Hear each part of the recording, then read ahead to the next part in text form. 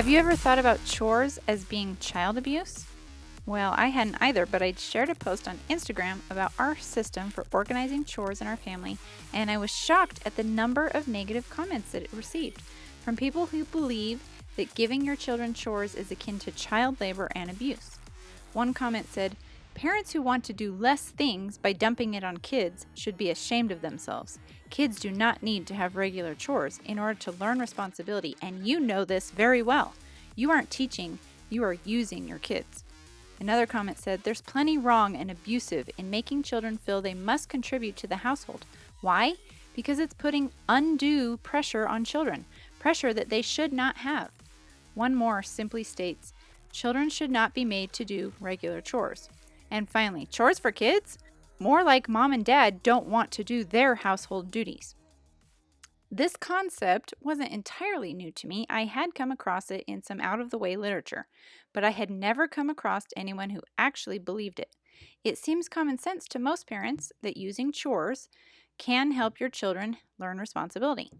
In this episode, we respond to these comments, since responding to them on Instagram was limited by space, and philosophize on chores and debate both sides of the argument. When can doing chores be detrimental to a child? In what circumstances do chores become child abuse or child labor? If parents decide to do chores, what is the best way to go about doing them? How do you teach your children the underlying philosophy or archetypal reasons for doing chores so that they feel self-motivated to do them? We discuss all of this and much more in this lengthy but entertaining and enlightening discussion. This episode is sponsored by our family charts and systems.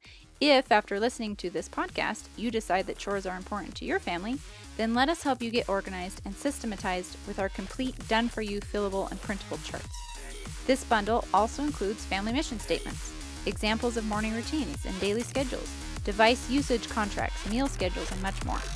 Click the link in the show notes for the family charts and systems and start today using simple strategies to create more organization and cooperation and to encourage responsibility and teach life skills.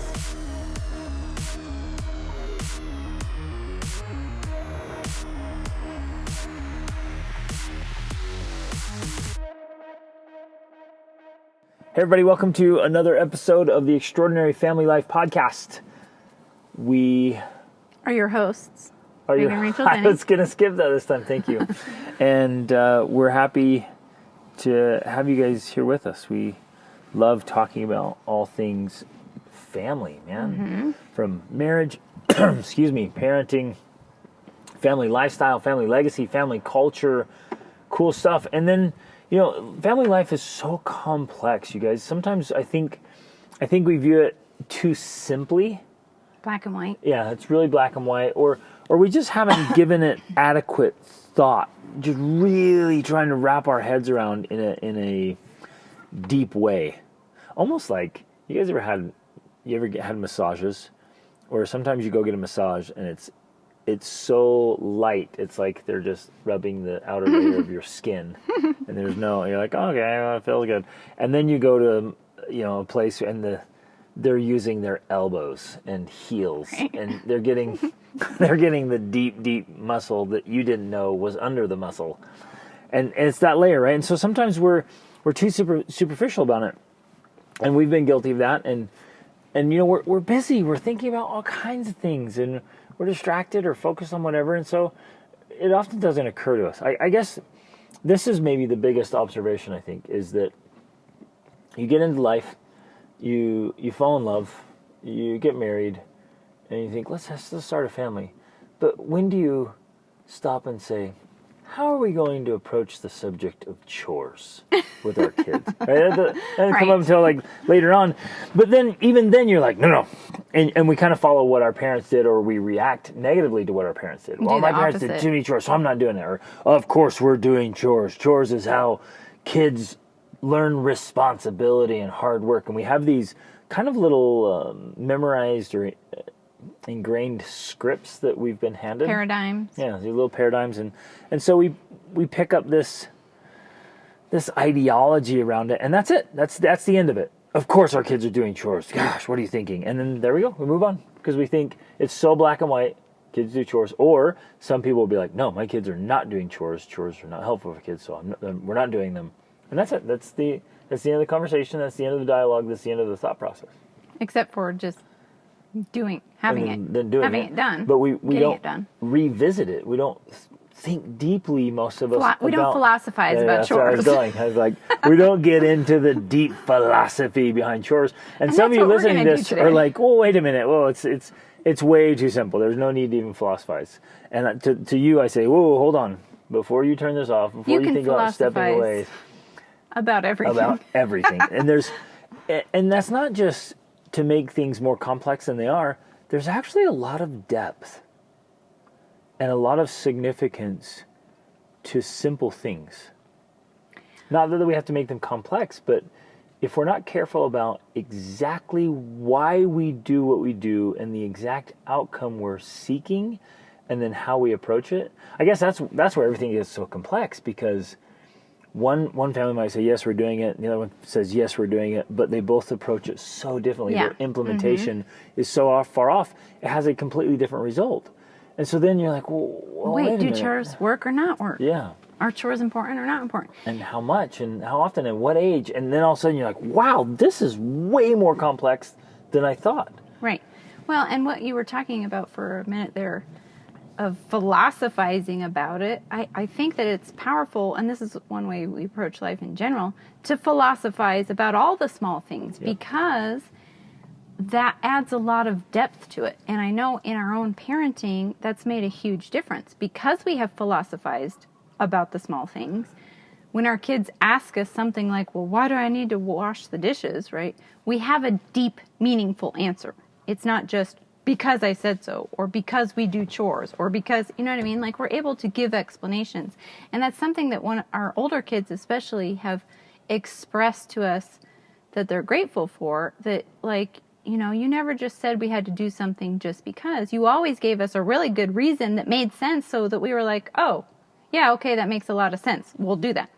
And that's why things have worked well with the way we've approached it, because we're not just telling them what to do, we're giving them a deeper reason for doing it, like a philosophical reason. We literally give our children philosophical reasons for doing chores. Well, and it's even deeper than just giving it to them. We get engaged in a discussion, asking questions. We showing, demonstrating, invite them to really think deeply about it and understand it, which I think is a really solid underlying rule in life with anyone you're leading, especially your children. Can you adequately articulate and explain the reason why you do what you do, so that your children deeply understand it and they choose to engage? Exactly, including chores. Exactly. Our children choose to engage in chores because they understand the deeper meaning behind it. And one example of a way that we do this that I love to use is that, you know, we've, as a family, sat down and watched episodes of Hoarders and episodes of Marie Kondo's Tidying Up. And so we use that kind of as a basis of, like, this is why we do chores. Who do you want to become? Like a hoarder, or, you know, someone who's tidying and bringing joy to their space by organizing it and beautifying it. That's the underlying philosophy behind our reason for doing chores. And the hoarders, and again, we walk through this whole thing, and we're going to talk about all the angles today, but hoarders is an extreme example, and those real life stories, which are more common than most of us think, and come in every variety and shape. But if you aren't hoarders, then your kids aren't likely to be deeply exposed to them. So to see those things in real life, that shows them an extreme case. But back to a more simple case that I see as a life and business coach, I see this daily, that it's a little bit of chaos, a little bit of disorder, a little bit of disorganization, a little bit of overwhelm, an unequal distribution of responsibilities of running a family and a household has tremendous consequences, negative or positive. But often I see the negative side of it, and I'm like, hey, it's the lack of systems and strategy and order that's keeping you from becoming your best self and living this great life. So many of you listening, you might just dismiss the chore thing. Well, of course they do chores, and this is how we do it, whatever. Wow. And just because I say so, everyone's helping out around here. This is how we do it. But that's not enough. That's inadequate for bringing enough order to your life and enough systematic strategy to clear your runway, for one example. It's a metaphor I love to use. Like you're going to take off. You're on this runway. You're trying to take off. You're trying to build up speed to your full potential. Your runway is just scattered with stuff and things and chores. Literally and figuratively. Yes. And so you can't even get up enough momentum, and you're just wondering, like, oh, why do I'm not hitting my goals, or you might be listening to like, I'm smashing my goals, and to what I'd say, like, you still have higher ones, you have more potential, and this see, we're already getting so philosophical about a simple subject of chores. The way your family and household does chores, even if you outsource them all, or you do them all in house, which are varieties we're going to talk about, the way you do it, what you choose to do and how you do it is affecting whether you're living as your best self or not, whether you're achieving your goals or not, whether you're happy or not, how much stress and overwhelm and frustration you have or not, and ultimately just time freedom and money freedom and life. I mean, so many good people have spent their whole lives doing chores. And they never really lived. And what a tragedy, an absolute travesty to get to the end of your life and look back and be like, what? What if my whole life was wrong? Yeah, what if my whole life was wrong? I was so adamant about doing all the chores myself to not be a lazy person. And I genuinely missed out on living. I didn't live life in this one precious shot we get at living, and I spent it working to pay the bills or doing chores. The one precious shot you get to raise your children, to be a mother or a father, to be with your kids in this beautiful family legacy, and you didn't spend it being a mother or a father, you spent it running errands and doing chores and picking up. Which, and you're philosophizing on this, and this also is not to discount the importance of chores getting done, because they need to get done. And so we are going to talk about all of that. But yeah, I think that what I want to emphasize too is that you're talking about this. It seems like little things. It seems like little insignificant things. But when it stacks up, when day by day, these irritations, annoyances, the way you approach things, the way you do it, the way you try to accomplish chores, it can stack up so that it creates these long-term negative, even personality traits. It can contribute to the type of personality you develop in the way you think and do things, that it becomes a big deal. And that's, part of the reason people come to you for coaching. But so it can become a big deal, even though it seems like a small thing. And even along with that, you were talking about how, the way you approach chores, it also, I think, reveals a lot about you and your philosophies for life. It can contribute massively to family happiness or family misery, whether or not you do them for one reason, and the way you do it. Because like you were saying, two families could decide, yeah, we're going to do chores, but approach it in a totally different way and have totally different outcomes. All of that contributes massively to your family, your overall family culture, which we've talked about a lot. Like, family culture is huge. It trumps everything. The way your family culture is established and the way it operates is the determining factor for the type of family life you have. And chores is one of those pieces, one of those ingredients. And it's so hard to even adequately articulate here the variety of differences, maybe on a scale. A scale would be a good way to kind of illustrate, if we could. You see this chart of families of what they choose to do with chores and how they choose to implement them, and then they end up on a scale of efficiency, effectiveness, and overall like well-being and happiness. Like some of you will pride yourself because you just rock it at the chore chart, but if you were to be able to measure happiness, you might realize that everyone's kind of miserable because you're so efficient at the chores. and you're cracking the whip, or you end up yelling a lot. And it's so hard to notice this because we get so used to it. Some of you as parents, you yell every day. And that's just, you think, well, that's how we get things done. That's just how parents do it. They yell every day. If I want my kids to do this, I yell at them, and I yell, and then they do it, and everything's okay. It's all working out. You don't see the underlying resentment building and building day in and day out, or the punishments, or the consequences, or the scowls, or the this is a tragedy. And it came out in one of my coaching sessions today. The name calling and the belittling of children that don't do chores the way you think they should be done, or et cetera, et cetera. I mean, however it's happening, it's creating these neural connections and associations and deep underlying paradigms. Even. Yeah, subconscious and unconscious pathways that are going to play out for the rest of your kids' lives and your life. It's like, are you genuinely happy? Are they genuinely happy? And some of you might be like, is this even possible, Dennis? Can anyone be happy doing the Republic? this beautiful place. Like, is it possible to Utopia. Be efficient, effective, and happy, and get things done? Is it possible, or is that just utopia? I would say it's not perfectly possible, but there's definitely a balance that can be found, like this kind of even keel of those three. And depending on who you are, well, you probably want to lean more on one than the other, perhaps the happiness, ideally.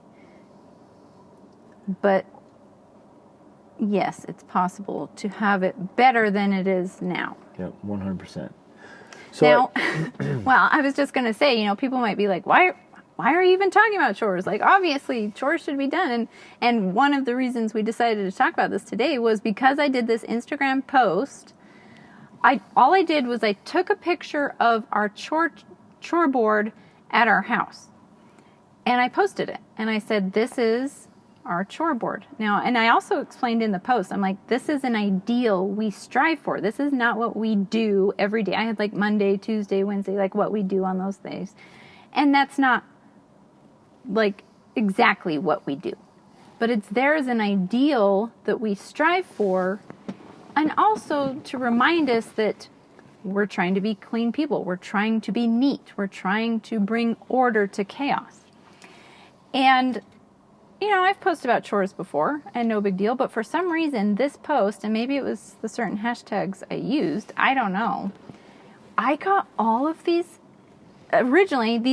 very negative comments, and I was like shocked. And people were basically saying, children shouldn't do chores. Any parent who allows their child, I'm going to read some of them because they're really hilarious. Parents who make their children do chores, that's basically like child abuse, and you shouldn't be forcing them or manipulating them into doing chores. It's a parent's responsibility.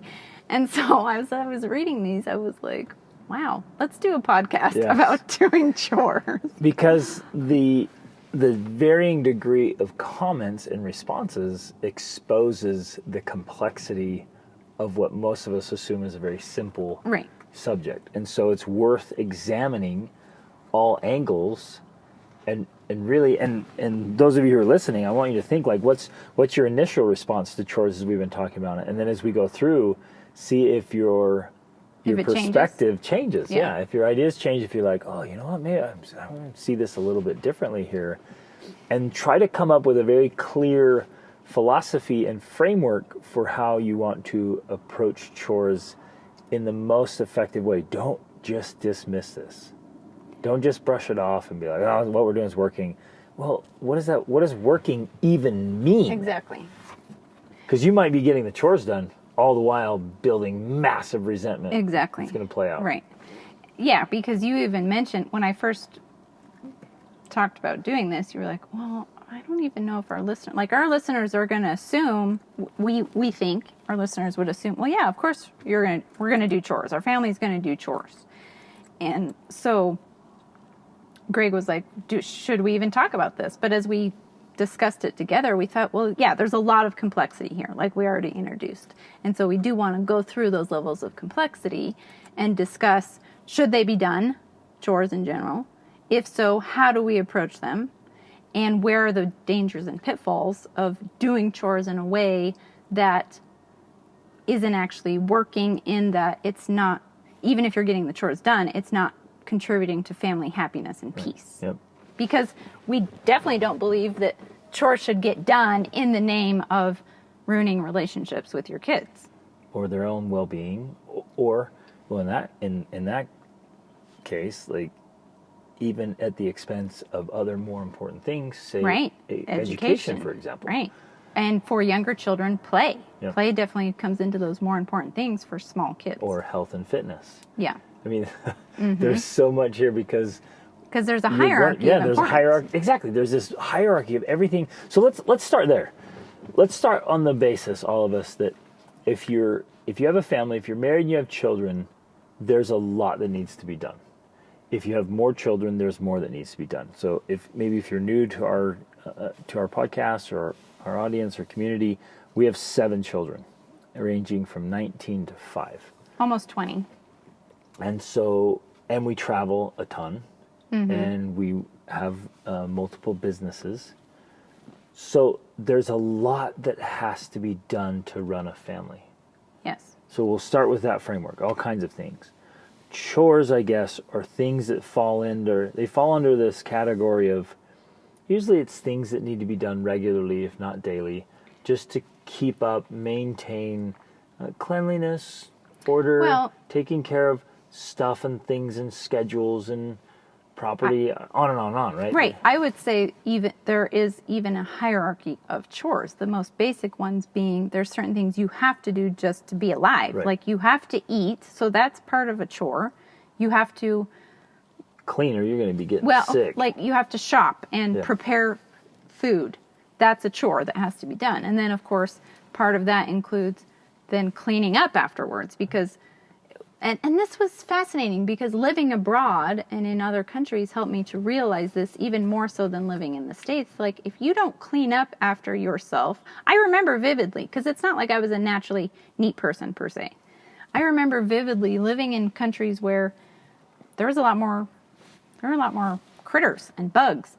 And if I didn't clean up right away, my kitchen would be filled with ants or insects or sometimes rats. And so that right there was this immediate need for being neater and cleaner, because if not, I had bugs in my kitchen and I didn't want that. Isn't that interesting? That's just this beautiful natural consequence where many of us, if we live in this just manicured neighborhood or HOA that doesn't or something, happen. And we're in the sprawling city, like, you don't see that, but go live next to the jungle, you guys. Right, we did. Go give that a whirl. Go live in the mountains and see how the immediate response of nature plays out on your circumstances and your situation. So as a young mother, when I had smaller children and we were living in developing countries, this is how I learned that lesson right away, is because when I didn't clean up right away, I got almost immediate consequences for not cleaning up. So right there, those are the basic chores that you start with. And then, of course, it goes up from there all the way to, cleaning the baseboards because you like them being dust-free. And we haven't even mentioned animals yet. If you guys want to bring in pets and then animals, or you want to have land, I mean, you can see how this can become really complex. Let's say you have lots of toys, lots of cars, a house full of stuff, a garage full of stuff. You want all these things for all of your people to be able to get a good education, have good life experiences, have fun. So the more you have and the more you want to do, the more chores there are. Which I think this also falls into, in a way, natural consequences. This is the approach I take, that if we're going to have more of those things, I'm not going to be the one taking care of them. So if my children want the blessings of having more things, they are the ones that have to have the responsibility of caring for those things, because Ooh. otherwise... Now, does that make you lazy? No. Rachel? And we're bringing this up because this is some of the comments. Let's do that. Let's dive into those. But that, to me, ties in perfectly. Like, no, I'm sorry, you don't get more toys and more stuff and more things so that I can take care of it all for you. Ooh, right? Right? So, and again, that's part of our core life philosophy, is earning and taking responsibility with the good things in life. The privilege of having good things in life. Exactly. So again, that's the whole hierarchy, starting from the basics of like, you get to eat. And this is one way I approach it with my kids too. You eat, which means you contribute to the eating, the preparing, the cleaning up. I shouldn't have to be the one doing it all for you. That doesn't mean I'm not doing it with you, but you're helping because that just, you get the benefits. It's like the little red hen, you know? Yeah, and it's a solid life principle that we want to be teaching our kids from the time they're little, that if you... There's no free rides. Yeah, there's no free rides. And if you're going to participate in something, or you're going to enjoy something, receive something, you have a responsibility to do your part. No, nobody, not even your parents, and some of you might disagree with this, but I want you to chew on it. Nobody owes you anything. And I think it's extremely unhealthy to go through life thinking that other people should do things for you. Well, and of course people are going to say, oh, of course your parents owe you something. They brought you to this world, and you're right. Like, parents have a moral, and we've talked about this before, parents have a moral obligation to take care of their children, and they honestly do. But that doesn't mean they have a moral obligation to do that for you the way they do for a baby for the rest of your life. In fact, they are at that point being what Jordan Peterson calls the eatable mother. Like, they are damaging you. They are causing you harm by continuing to care for you the way they would care for an infant. It is their duty and responsibility to wean you from that care so that you can learn to care for yourself. Yep. So there's an underlying framework here that as the child goes from infancy onward, their skill level, ability, responsibility to contribute rises with them. With maturity. Yeah. And so, and that takes a lot of judgment and maybe some experimentation trying to figure it out, that as the kid gets older, they should do a little bit more. Now, where people go wrong is doing too much or too little. Yes. And so it's tough. This isn't black and white. It's not exact for an age or a family, because there's so much going on with maturity levels and cognitive abilities and physical abilities. But as an underlying framework, I want to really emphasize this to all of us. As your children get older, their responsibility and skill level to contribute to their own upkeep needs to increase incrementally. Yeah. Until even as young teenagers, they have the capability and confidence and competence to provide for most of their stuff. And even saying that, some of you are like, oh, no. And we'll dive into it, but they have the capability. They have that capability. Very healthy way, happy way, where they're not begrudging or whatever, they're not upset, they're not missing out on life. They're like, hey, it feels so good to take care of yourself. And they want to do it. And I think one example of this in our own life that happened was when our teenagers, who are 16 and 15, it was initially the 16-year-old that was asked. He was asked to go house sit, essentially pet sit, at a extended family's house in another state, right? While they went on a trip. Because they already recognized his maturity levels and his capability, they asked him to come stay at their house by himself to care for their pets. And because take care of the property, right? And to take care of the property. They have a few acres and a big house, and he was asked to go do that. Now, he wasn't forced to do that. He wasn't manipulated to do that. They saw he was capable of doing that because of past experience with him, And he willingly and eagerly wanted to do it. He wanted to go be solely in charge of this property and all the animals for like 10 days. And then his 15-year-old sister... And it's remote. It's kind of tucked away on 37 acres, kind of away from everything else. Yeah. And it was awesome. Right. And then his 15-year-old sister was like, well, I want to go with you. Like, I want to do that too, right? And so together they went and pet sat by themselves for like 10 days.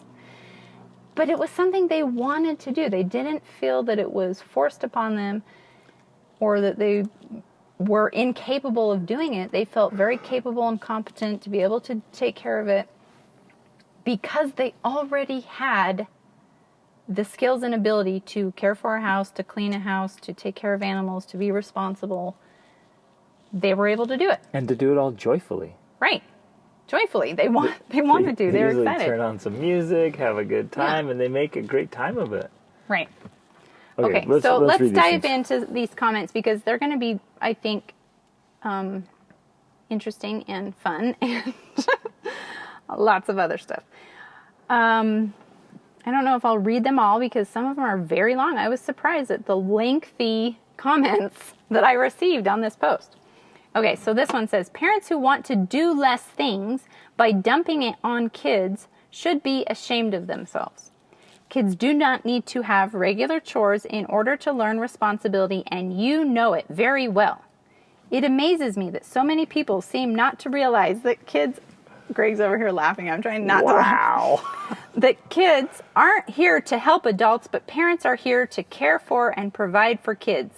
The mentality that the kids will do it and parents will have less work tells me that many people do not really love their children, but look for excuses to serve themselves. Sad crying face. Wow. It's not the child's job to make light the work of lazy mama and dada bears.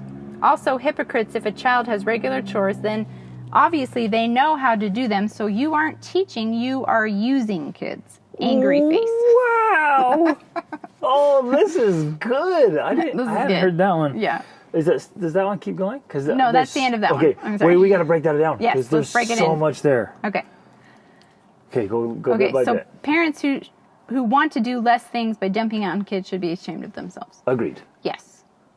If your entire goal in having your kids do chores is so that you can do less, that's shameful. Now, to be fair, I don't remember exactly what my post says. I should read it because part of my selling point for doing chores might have been you can do less. Well, I think, because that is definitely something we talk about in our coaching is like if you're, and it's not that you can do less stuff, it's so you do less chores in the house. And this is something I emphasize. Let me ask a question. Let me interject here.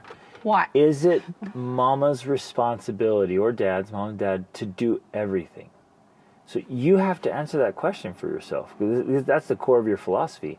Is it your job to do everything? Some of you are like, yes, my kids, my family, my responsibility. And I would say it depends. There's a hierarchy there.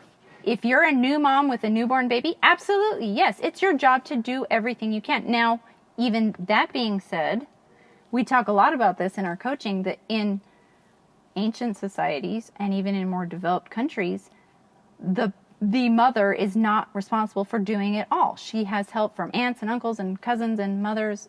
It's really, there are only a few societies, in our experience, around the globe. Mostly Western societies. There's only a few Western societies with a real isolated nuclear family where it's just mom and dad and kids. And mom and dad are supposed to do everything. Parents have a lot of help from extended family and neighbors, which we don't have that here. So you have to fundamentally ask and answer that question. Is it your responsibility to do all this stuff? Now, whatever your answer is, you have to start asking why and what are the consequences. Mm-hmm. And what we get to see, because we get to work with so many good people and families all the time, we get to see a big variety of outcomes and consequences and how it's all being done, whether it's being done effectively or not, but how it's being done and why. And we often see parents who they do take on the responsibility, say, yeah, I need to be the most responsible. and then they lean into it so much that it burns them out. Yeah. Remember, you guys, energy is exhaustible. We can renew it, and most people don't know how to do that. We don't know how to be energy generators and generate plenty of energy we need. And so it's exhaustible, and your time is precious and rare and exhaustible. You don't get it back. And your bandwidth to think and make decisions and show up and be there as a spouse, as a person, as a parent, that's exhaustible. And the more you give that to chores and running errands, you're no longer the mother, you're the maid. Yeah. And you're not there to teach, you're the taxi driver. And so you're not being a parent, you're being a servant. Right. And some of you like take that as a badge of honor, like, oh yes, I'm the servant because I'm here to serve. But you're not actually providing real service and value by just merely taking care of the temporal needs of people. Like, that doesn't always play out. Right. And which, not to say that there's no value in doing that. There's a lot of value in doing that. It needs to be done. There are things every single day that need to be done. And maybe you are the person to do that. And that's great.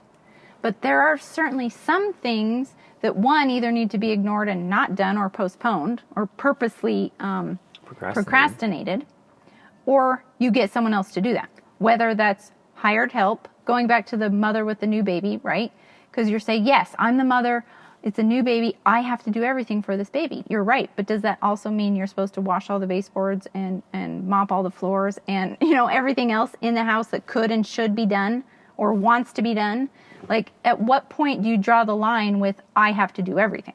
Because there's an exchange rate, I guess another fundamental principle here. There is an exchange rate for everything you choose to do. Exactly.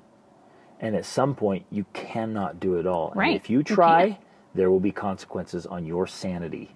Exactly. And your body and your well-being, which therefore directly translates to your family well-being. Right. There will be a the health cost. and well-being of the baby itself could be in jeopardy if you exhaust yourself too much by trying to do it all.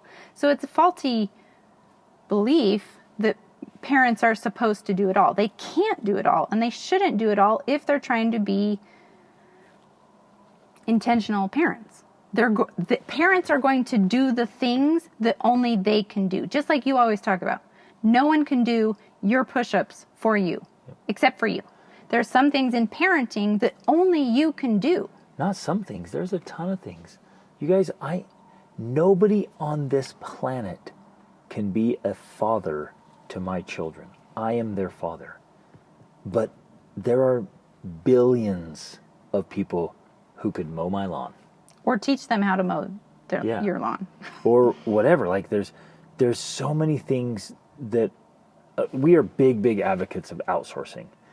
And anything that can be outsourced maybe ought to be, so you can focus on the things that only you can do and that you do best and need to do best, which is nurturing and caring for and loving and spending time with your family. But if you're running errands and doing chores and fixing this and fixing that, cleaning this and running here, and you have no time left over for real, genuine, quality time with your kids, oh man, that exchange rate is way too high. But I want to circle back to, like, if you inherently are lazy and you are passing off things to your kids so you can do nothing, that's a problem. Yeah, shame on you. If you're outsourcing some of these things in a healthy, appropriate way to your children so they're learning lessons and helping with the family economy so that you can do things that only you can do and you can do them better, that's a great strategy. Right. So going back to what I was talking about before, that one of the things I definitely teach in our coaching is that I do outsource to my kids because that gives me more time to do things that they can't do, like helping to build our family business. We have a family business that we work together in, that we have a dream of being an expanded family business that, that could employ those kids who might want to be employed in it. But when I'm working on the family business, making a podcast, for example, with you, if I hire my kids to fold the laundry, which they're literally doing right now, folding laundry, or to make a meal or to whatever, that's not only benefiting me, it's also benefiting them. So that right there is an example of I'm not having them do the laundry so I can sit and watch Netflix or whatever. Some would be critical of you and call this negligent. They would call that negligent parenting because you're working in a business where you should just be a mom. Right. Do you want to respond to that? Oh, absolutely. Yes. I mean, this isn't the topic, but I think it's worth responding to because you might think, well, I'm going to do some other things. Or some of you, I know this comes up all the time. There's a lot of guilt. Parents have a lot of guilt for taking some alone time or self-care time. And they think, no, I should just wear myself out. In my family duties. Just serving. And I'm like, whoa, you need some self-time so you have more of yourself to give to your family. Right. Yes, and so in this case, I think specifically with the business aspect, for me personally, business is an interest of mine. It's a passion of mine. So that whole approach could be replaced with something like I spend time working on something that fills me, something I'm passionate about and interested in. That could be painting, that could be drawing, that could be running, something that's helping to, like you said, fill me.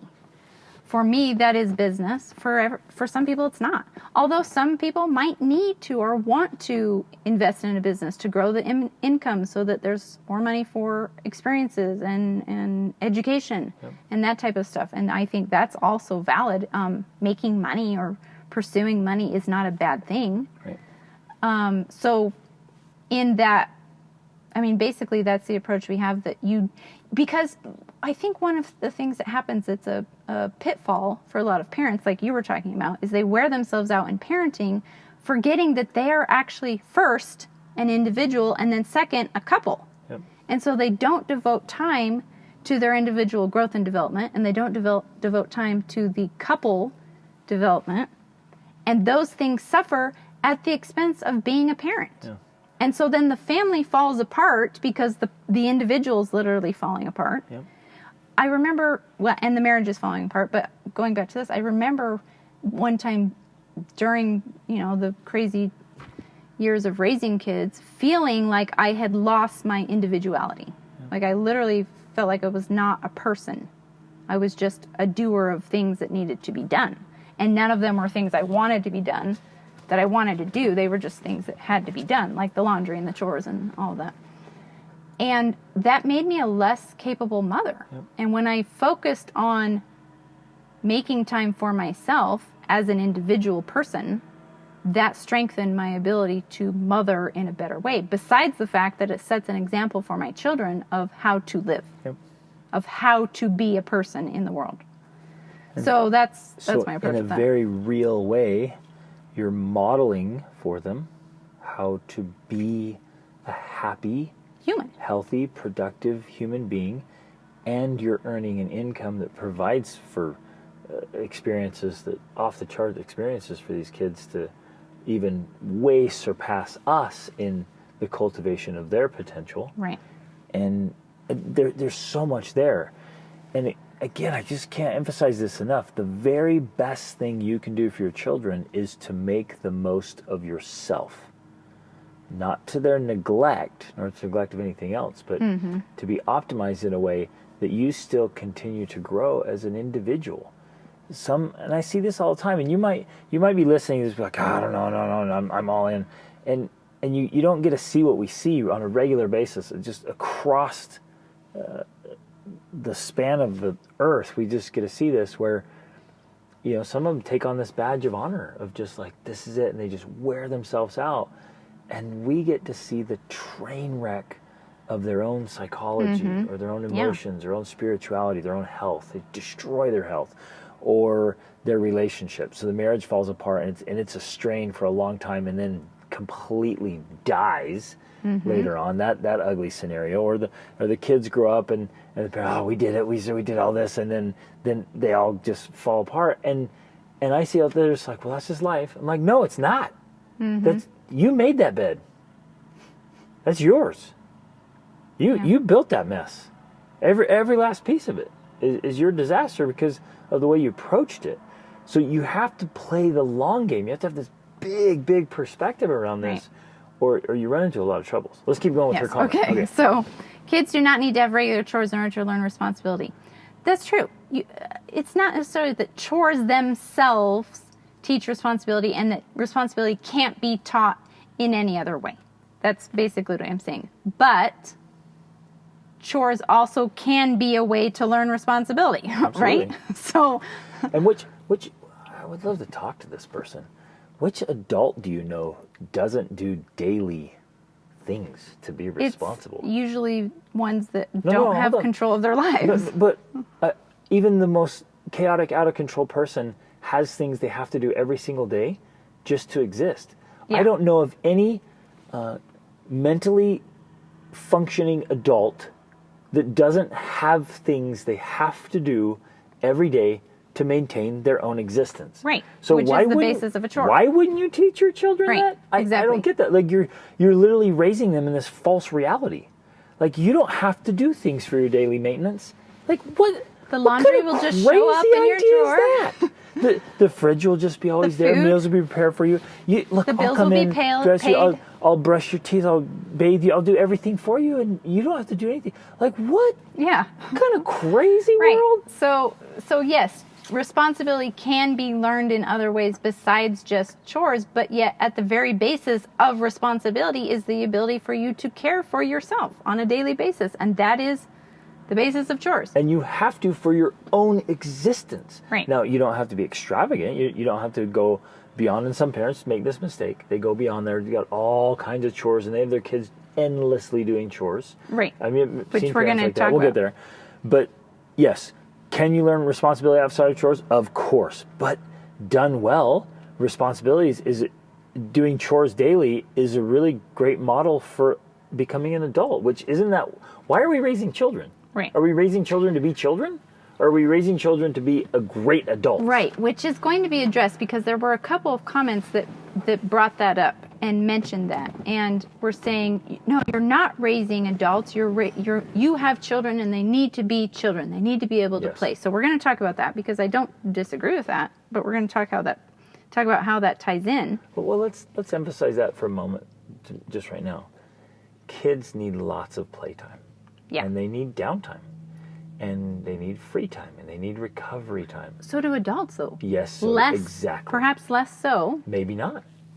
Well, maybe we all need more playtime. Yeah. But for very young children, they need a lot more. They need tons and tons. And our littles, if you were to see our family, our littles just play and play and play and play and play and play. And then we'll kind of lead them over to help out with some things that are part of their maintenance. We're not having them do big kid chores, or we're not having them do our chores. They do some maintenance for their own well-being. Right. And we do it in small ways, do it with them, but then most of their lives is play because they're in that phase of play. Exactly. So I guess I want to keep emphasizing that. Yes, small children especially need to play, but big kids and adults teenagers need play. And we play a ton, and we play hard. And I guess our philosophy is like when there's work to be done, work hard and enjoy it. When there's play to be done, play hard and enjoy it. Exactly. Right. Like it's just it's a great way to do life. Let's keep going. Okay, so the mentality that kids will do it and parents will have to work less tells me that many people do not really love their children, but look for excuses to serve themselves. Yeah, that's jacked. If that's true, that's messed. Yeah, it is messed. If you had kids to serve you, that's messed up. So I agree. Right. And, I'm not going to say that doesn't exist. I'm sure there are instances in the world where that's the case. And as I was thinking through this, and I also received a very long, direct message from someone, but it made me think that, and through our travels, we've definitely seen this, that, there are definitely places, there are definitely countries, there are definitely situations of, especially in poverty and things like that, where children are worked too hard. They don't have a childhood. Yeah. And so if this is the approach to some of these comments, I get that. I agree with that. There are some children 100%. Who literally have no childhood because they have to work all the time. And that's wrong. That's sad. That's extreme. And in that case, I definitely think there's a message that needs to be out there about, hey, no, children should not be forced to do all of your chores all the time. Agreed. So that there you can take it definitely easy. is a place for too much work, but I would argue there's a place for too much leisure. Yeah, and well, too much absolutely. play. Right. Okay. Not Yeah, man, okay, I know we've said it. If you're, and our listeners aren't like this, but if you are a lazy sack and you're just using your kids to do your stuff, then I would do this angry emoji face too. Exactly. I'll get right in your face and be like, what is up? No, get off your lazy tail and go do something awesome with your life and your kids, man. Okay, that's enough on that. That's enough on that one. Okay. Other one, chores for kids. We respectfully disagree. Was there more on that comment? Well, there was some more, but it was more of the same of like that you're a lazy mom and dad if you're making, and you're a hypocrite because if the child has regular chores, they know how to do the chores. So you're not teaching them how to do chores, you're just using them. Okay. So, still, I'm like, really? Like, whoever leaves this comment, I hope you listen. Like, do you not have regular daily chores you have to do? Is it because like you do? Look, I'm gonna shower a couple times till I get showering down. Then I'm done showering. I know how to shower. I got showering. I don't know how to do Doing it after anymore. this is making me a right. hypocrite. That's the part I don't get. Like, so once they know how to do them, they shouldn't have to do them anymore because who's then gonna you're do using them. Like, once you know how to cook, you like, who's gonna cook? Nobody needs to cook anymore. We all know how to cook. We're good. No more cooking. No cleaning up, because we all know how to clean up. So no more cleaning up. Like I don't get that. I guess I can see what's being said there about hypocrisy if you're not teaching these principles. Because yeah, having your kids do chores is good, but teaching them why we do chores is even better. Right. And teaching them effectively. Some of you have some skewed ideas about why. And you pass that on, and it keeps getting passed on from generation to generation. It can be really bad ideas. But to truly understand why and keep that gentle reminder and effective teaching and mentoring, that's a beautiful thing. I want to pause here because there's something I wanted to share before we started the podcast that I want to make sure I get in. I've often had people tell me, like, kids have to do chores to learn how to work hard.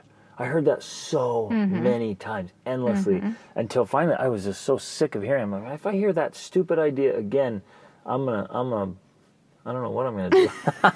You're gonna make an angry emoji face. I'm gonna make an angry emoji face and send it to somebody. No, I'm not gonna get reactive. But I thought that's such an erroneous idea because chores aren't that hard. I just kept thinking, I'm like, if your definition of hard work is doing chores around the house in the yard, you have no stinking idea what hard work is. Exactly. And I'm like, I never in my whole life thought, I'm going to have my kids do chores so they know what hard work is. Like, chores are easy. Right. Chores are easy work. If you think chores are hard, you've never done hard work.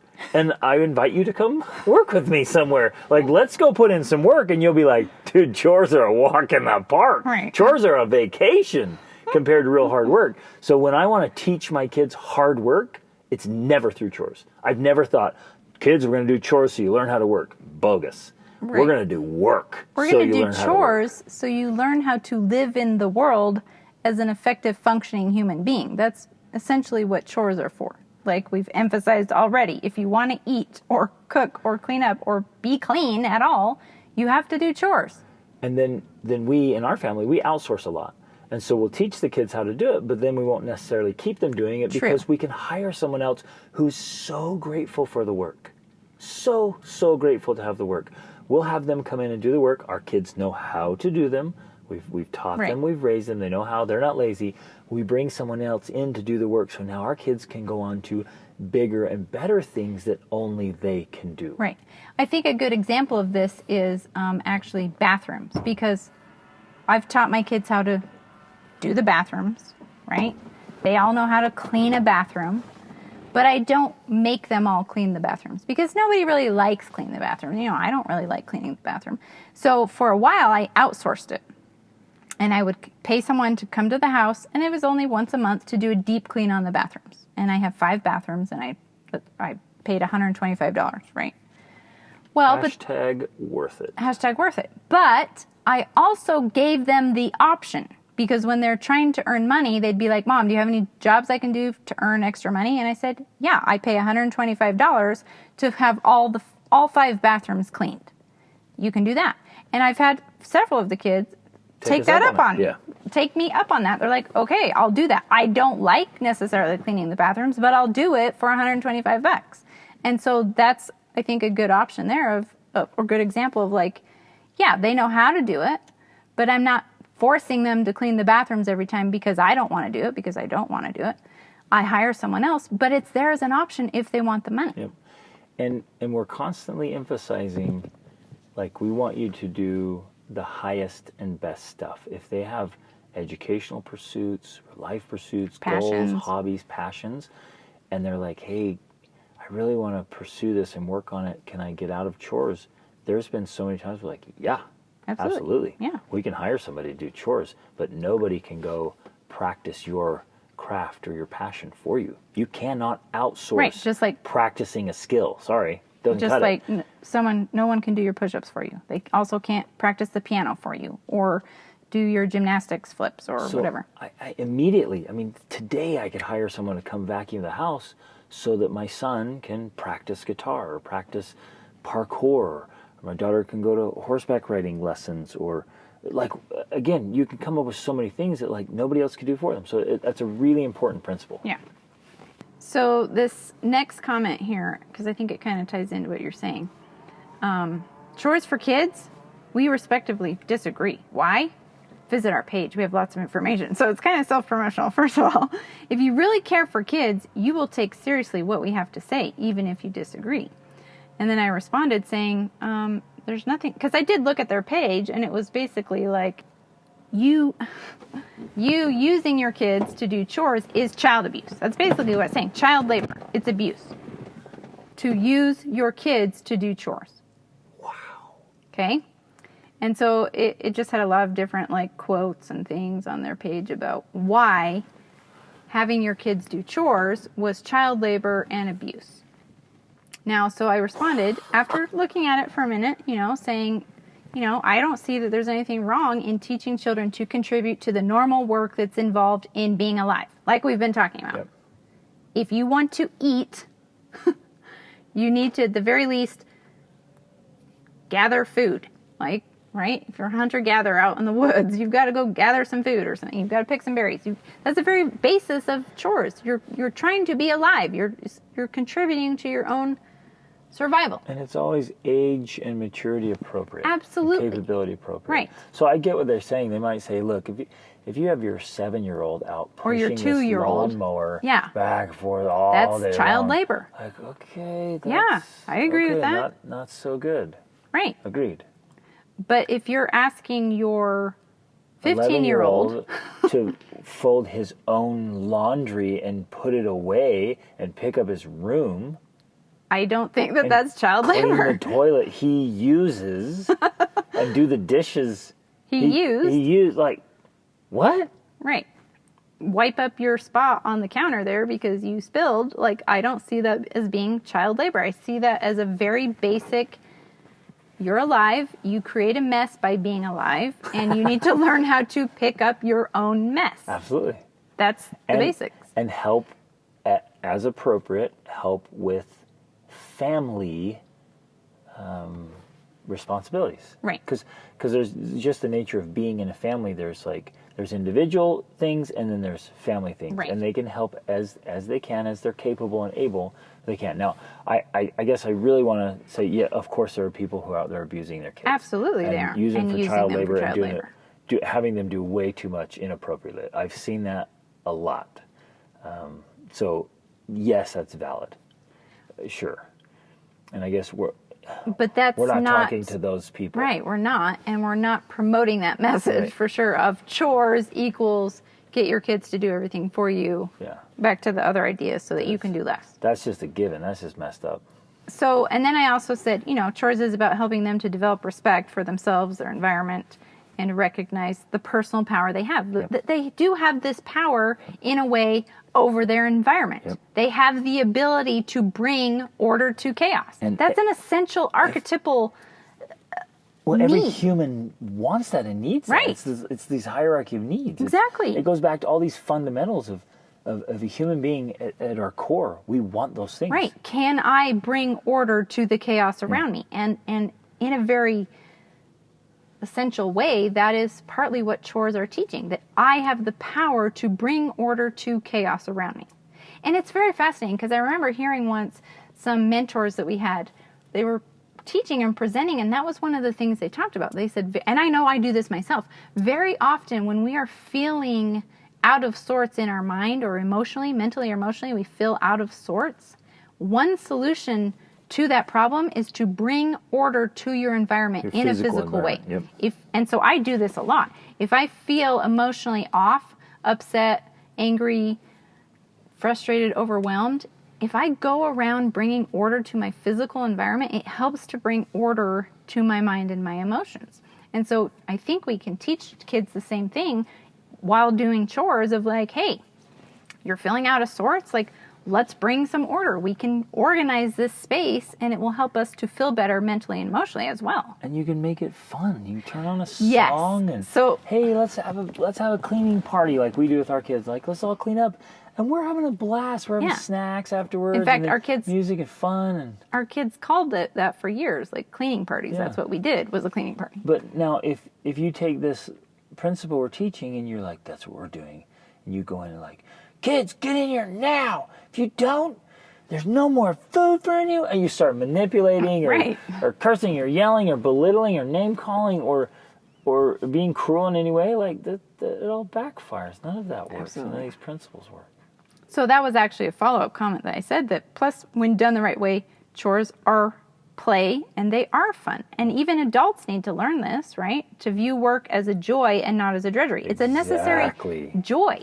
Yes. And so I mentioned that because even when I looked at their page, it seemed like that was kind of the vibe I got of like, chores are drudgery. They're horrible. Nobody wants to do chores. And so making your kids do chores is a horrible thing because you're making them do something that nobody wants to do, right? Which to me is totally off in the underlying message. Like, that's part of the problem here. Parents are approaching chores as this horrible drudgery that they don't want to do, so I'm going to make my kids do it so that I don't have to. That's part of the major problem that's going on here, where if you switch your entire mindset to chores as being something archetypal and something necessary for the proper and joyful functioning of your life, you begin to take on this positive approach to doing the chores. Like, it becomes more, if not fun and pleasing, it at least becomes less painful because you are realizing how essential it is to your being alive.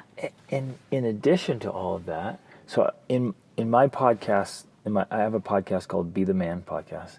I just interviewed this guy who is a 9th degree black belt, tested to become a grandmaster. And in a month, maybe 6 weeks, he's going to become a grandmaster, which is so rare and so amazing. And he talked about this journey of staying grounded and staying humble. And the day before he tested to become a 9th degree black belt and eventually a grandmaster, he went to this testing ceremony, and he's so humble about it, but he smoked everybody. I mean, this guy, he's a 3-time world champion. He's a bad A. And he says, you know what I did in the morning? I went and mopped all the floors. I mopped all the floors. I cleaned this up. I could have hired somebody. In fact, I have employees that do that. I went and mopped the floors. Exactly. To stay grounded. Right. To mirror what the chores, like, I'm here too.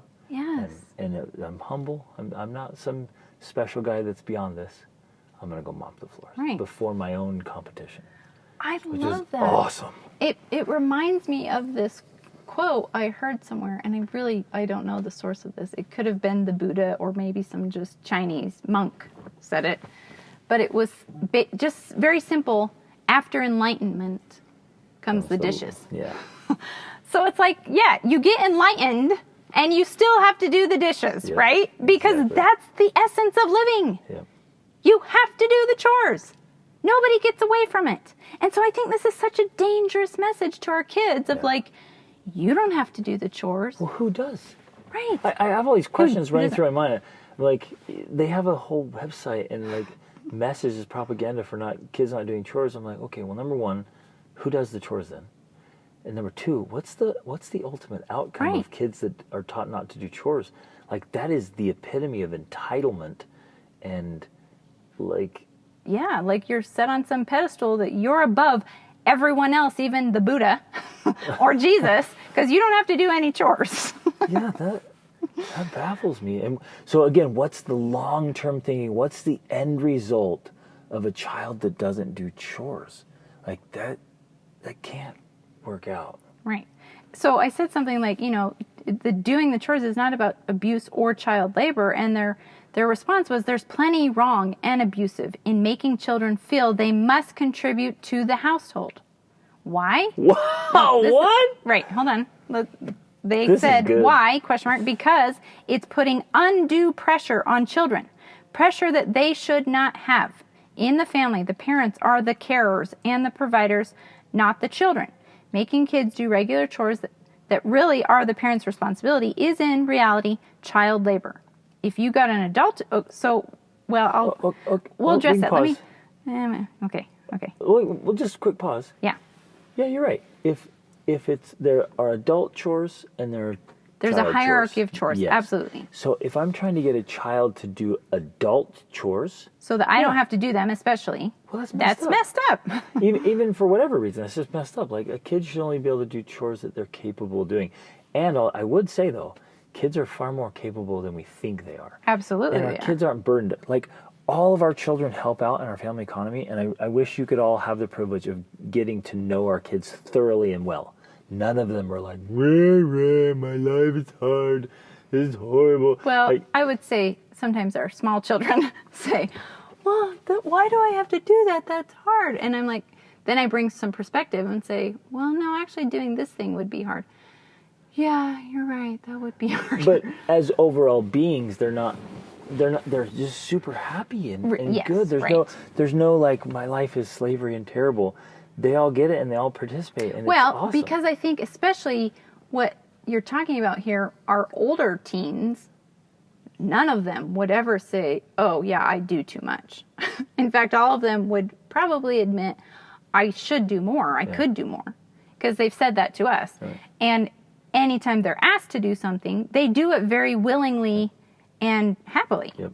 Because they feel this sense of, I'm grateful for everything I have. I recognize the importance of why this needs to be done, and I feel a need to contribute. And we've been tactfully teaching them awareness their whole lives, so they're cognizant of all that's going on to run a household and a family and a life. They're aware of it, right. And they see it and appreciate it. Where some kids and teens and adults, for that matter, are just clueless. Yeah. They lack situational awareness as a whole. So, but part of my thoughts with this response, though, was they shouldn't feel the need that they must contribute to the household. Well, yeah, if you're saying your child must contribute to the household or you will starve if they don't do XYZ, it's not like you're asking them to pay the bills or earn the grocery money or something, right? That would be wrong. But you're also asking them to be cognizant of how they contribute to the mess, right? And to Again, the cost, but not in a manipulative way, not in a weird way, but just helping them understand that just by being alive, there are costs and expenses which are, yes, of course, the parent's responsibility. It's my responsibility to provide for my kids, but I want them as much as they can as they grow and improve to realize, like, oh yeah, I contribute to this, so I can help out too. Right. I can carry my weight in whatever small way I'm capable of doing. Yep, exactly. And they feel good about that. They love it. They feel so proud. Yeah. Everyone feels good to take care of themselves. Right. There's something just fantastic about autonomy. Right. That human beings thrive on and love. And in fact, we actually feel, and it's just ingrained in us, we feel low and pathetic, and we don't like ourselves when we don't contribute. When we have to depend on, or we don't even have to, but we do depend on others to do things for us. Right. I came out in another coaching session this morning where there's this gentleman he's loafing, man, and he's taking advantage of the welfare system and other people to provide for him. And of course it comes out like, well, yeah, of course he doesn't like himself. How could he?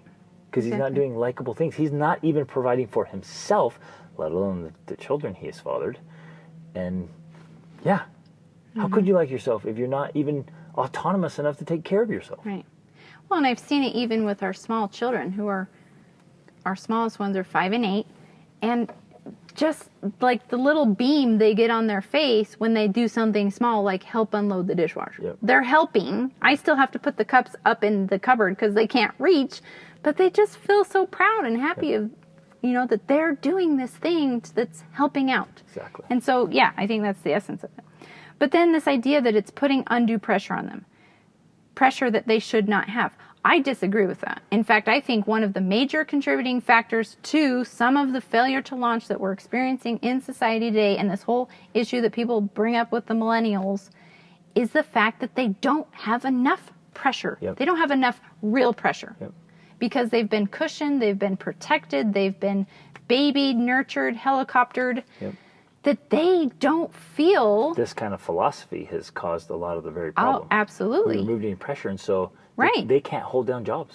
Yeah, because they haven't had to do any chores. They haven't had to do any real work that actually contributed to their own existence, and so they can't handle doing anything that actually matters. So they stay in their parents' basement being provided for. They go out and work, but man, God, it's uncomfortable. And this boss, he wants me to be on time and like work hard and stay till like the end of the workday and do hard I can't handle the pressure. And we're laughing because we literally just had some friends of ours who are business owners tell us about this situation that happened, that they had an employee quit because they couldn't handle the work. That was very simple. And our 16-year-old son is there working. Doing all of it, like carrying a workload of multiple people joyfully. Loving it. Yeah. He's literally and learning all these it. skills, just having a great time. And people are like, it's just too much. I can't be consistent because it's hard to show up 5 days a week, right, for your job. Exactly. And it's a chronic generational problem. And so I agree, parents are the carers and the providers. They should be caring and providing for your children, but caring and providing for the children does not equal doing everything for them. Yep. That is, in essence, crippling them. Yep. You are preventing their growth and development when you do everything for them. It's just like a chick that's hatching out of an egg. If you open that eggshell for them, they don't. You've just ruined its life. Or they die because they haven't developed the strength they needed by getting out of the egg to actually live in the real world. Exactly. Now, I will take the other side for a moment and say, are parents sometimes putting unnecessary pressure on children? Absolutely. Sure. Yeah. And that's just sick and wrong and messed up and manipulative and just, it's just wrong. And yes, that does we have to acknowledge it is happening, and where it is happening, it needs to stop. But I think the more prominent problem is not enough pressure, like Rachel was saying. I think it's happening in certain places around the world nowadays. Sure. But I understand, again, we do understand where this point of view could be coming from, because historically, and in some countries still, there is too much of this child labor that is going on. It's definitely an issue. We're not discounting that it's not. And so, that's another complication here of this whole topic, and maybe every topic. You're like, well, what socioeconomic place are we talking about? Which economy? Which culture? Which country? It makes a difference. It matters. Lived in other countries where, the kids have massive pressure to provide for the family as little as 6 or 7 or 8, and that is messed up and totally wrong. So we agree in those situations. Of course, a child should have no pressure to provide for the family, none at all. Right. And we personally know a man who we adore and respect, who was providing for himself at the age of 7. Yeah. Because his parents were so incapable of caring for him that he left home at the age of 7, survived on grass sometimes. Yeah, that's wrong. Yeah. So we understand that this message is important for certain situations and circumstances and places. But the danger we often see is, and this happens in all genres of life, the danger we often see is that because this one thing is so wrong, we swing all the way to the other side and say, this must be right. Yep. When in reality, what's right is somewhere in the middle instead of the opposite side. Yep. And so I think even in this case, that's the answer. The answer is not, you know, in some situations, children have too many chores, and so they're being used and abused and child labor is happening. The answer is not all the way to the other side where there's no chores and no responsibility. The answer is somewhere in the middle. Right. And I think that's what we're talking about. Okay. Kids don't need chores to develop respect, etc. We did discuss that already. These are just very cheap excuses to justify what you're doing. They did say, our page does not portray work as bad. It portrays using kids to do the adults' work as something bad. Okay. And it is. Okay, I agree. Again, we're not talking about kids doing adult work. There's adult work, and then there's all the other levels below that. Yep. But there's plenty of work in there that kids can do. And depending on your child and your tactfulness and your approach, a child at 16, 17, and 18 could and perhaps should be doing adult level work. Absolutely. And we have our teens doing adult level work. Like I was thinking the other day, I'm like, if for some crazy reason they had to start life on their own and take care of themselves, I wouldn't be the least concerned. Right. They all could right now, even our 15-year-old. And our 16-year-old who's working at the farm, he'll be 17 soon, the owners of the farm are planning on taking a trip and leaving him in charge. Yep. By himself, practically, to care for a farm. Yep. That's their business. Yeah. Because he's capable and competent and, as a 16-year-old. And loves it. This kid is on fire with doing all of this work that he just adores. Now, we also recognize that's also a personality thing. Not every child of ours would want to run a farm. And that's fine. That's not a problem. We don't think, oh, you're a worse person because you don't like doing this particular type of work. But they're all capable of doing the work they want to do and doing hard work that's required in that field. Exactly. And they enjoy it. We've raised them to enjoy hard work. Right, because it's necessary. Then one of the things, of course, they mention is that making kids do chores that if you got an adult to do them, you would pay them for. I can't even remember. It was something about paying them. But basically, we do pay our kids for chores. Sure. Very often. Not always. But often they are getting paid to do chores, especially in those cases when we're like, if this is something I would hire someone to do, like the bathrooms or the yard. Or the cars. We pay them to do those chores. Okay. The next one. I was literally shocked at all the comments I got that were about this. I was like, is there like this whole group of anti-chore people that are like all together? Unaware of this whole this whole thing. No, children should not be made to do regular chores. If a child wants to help, the child will ask. Helping is taught via example, not force or manipulation.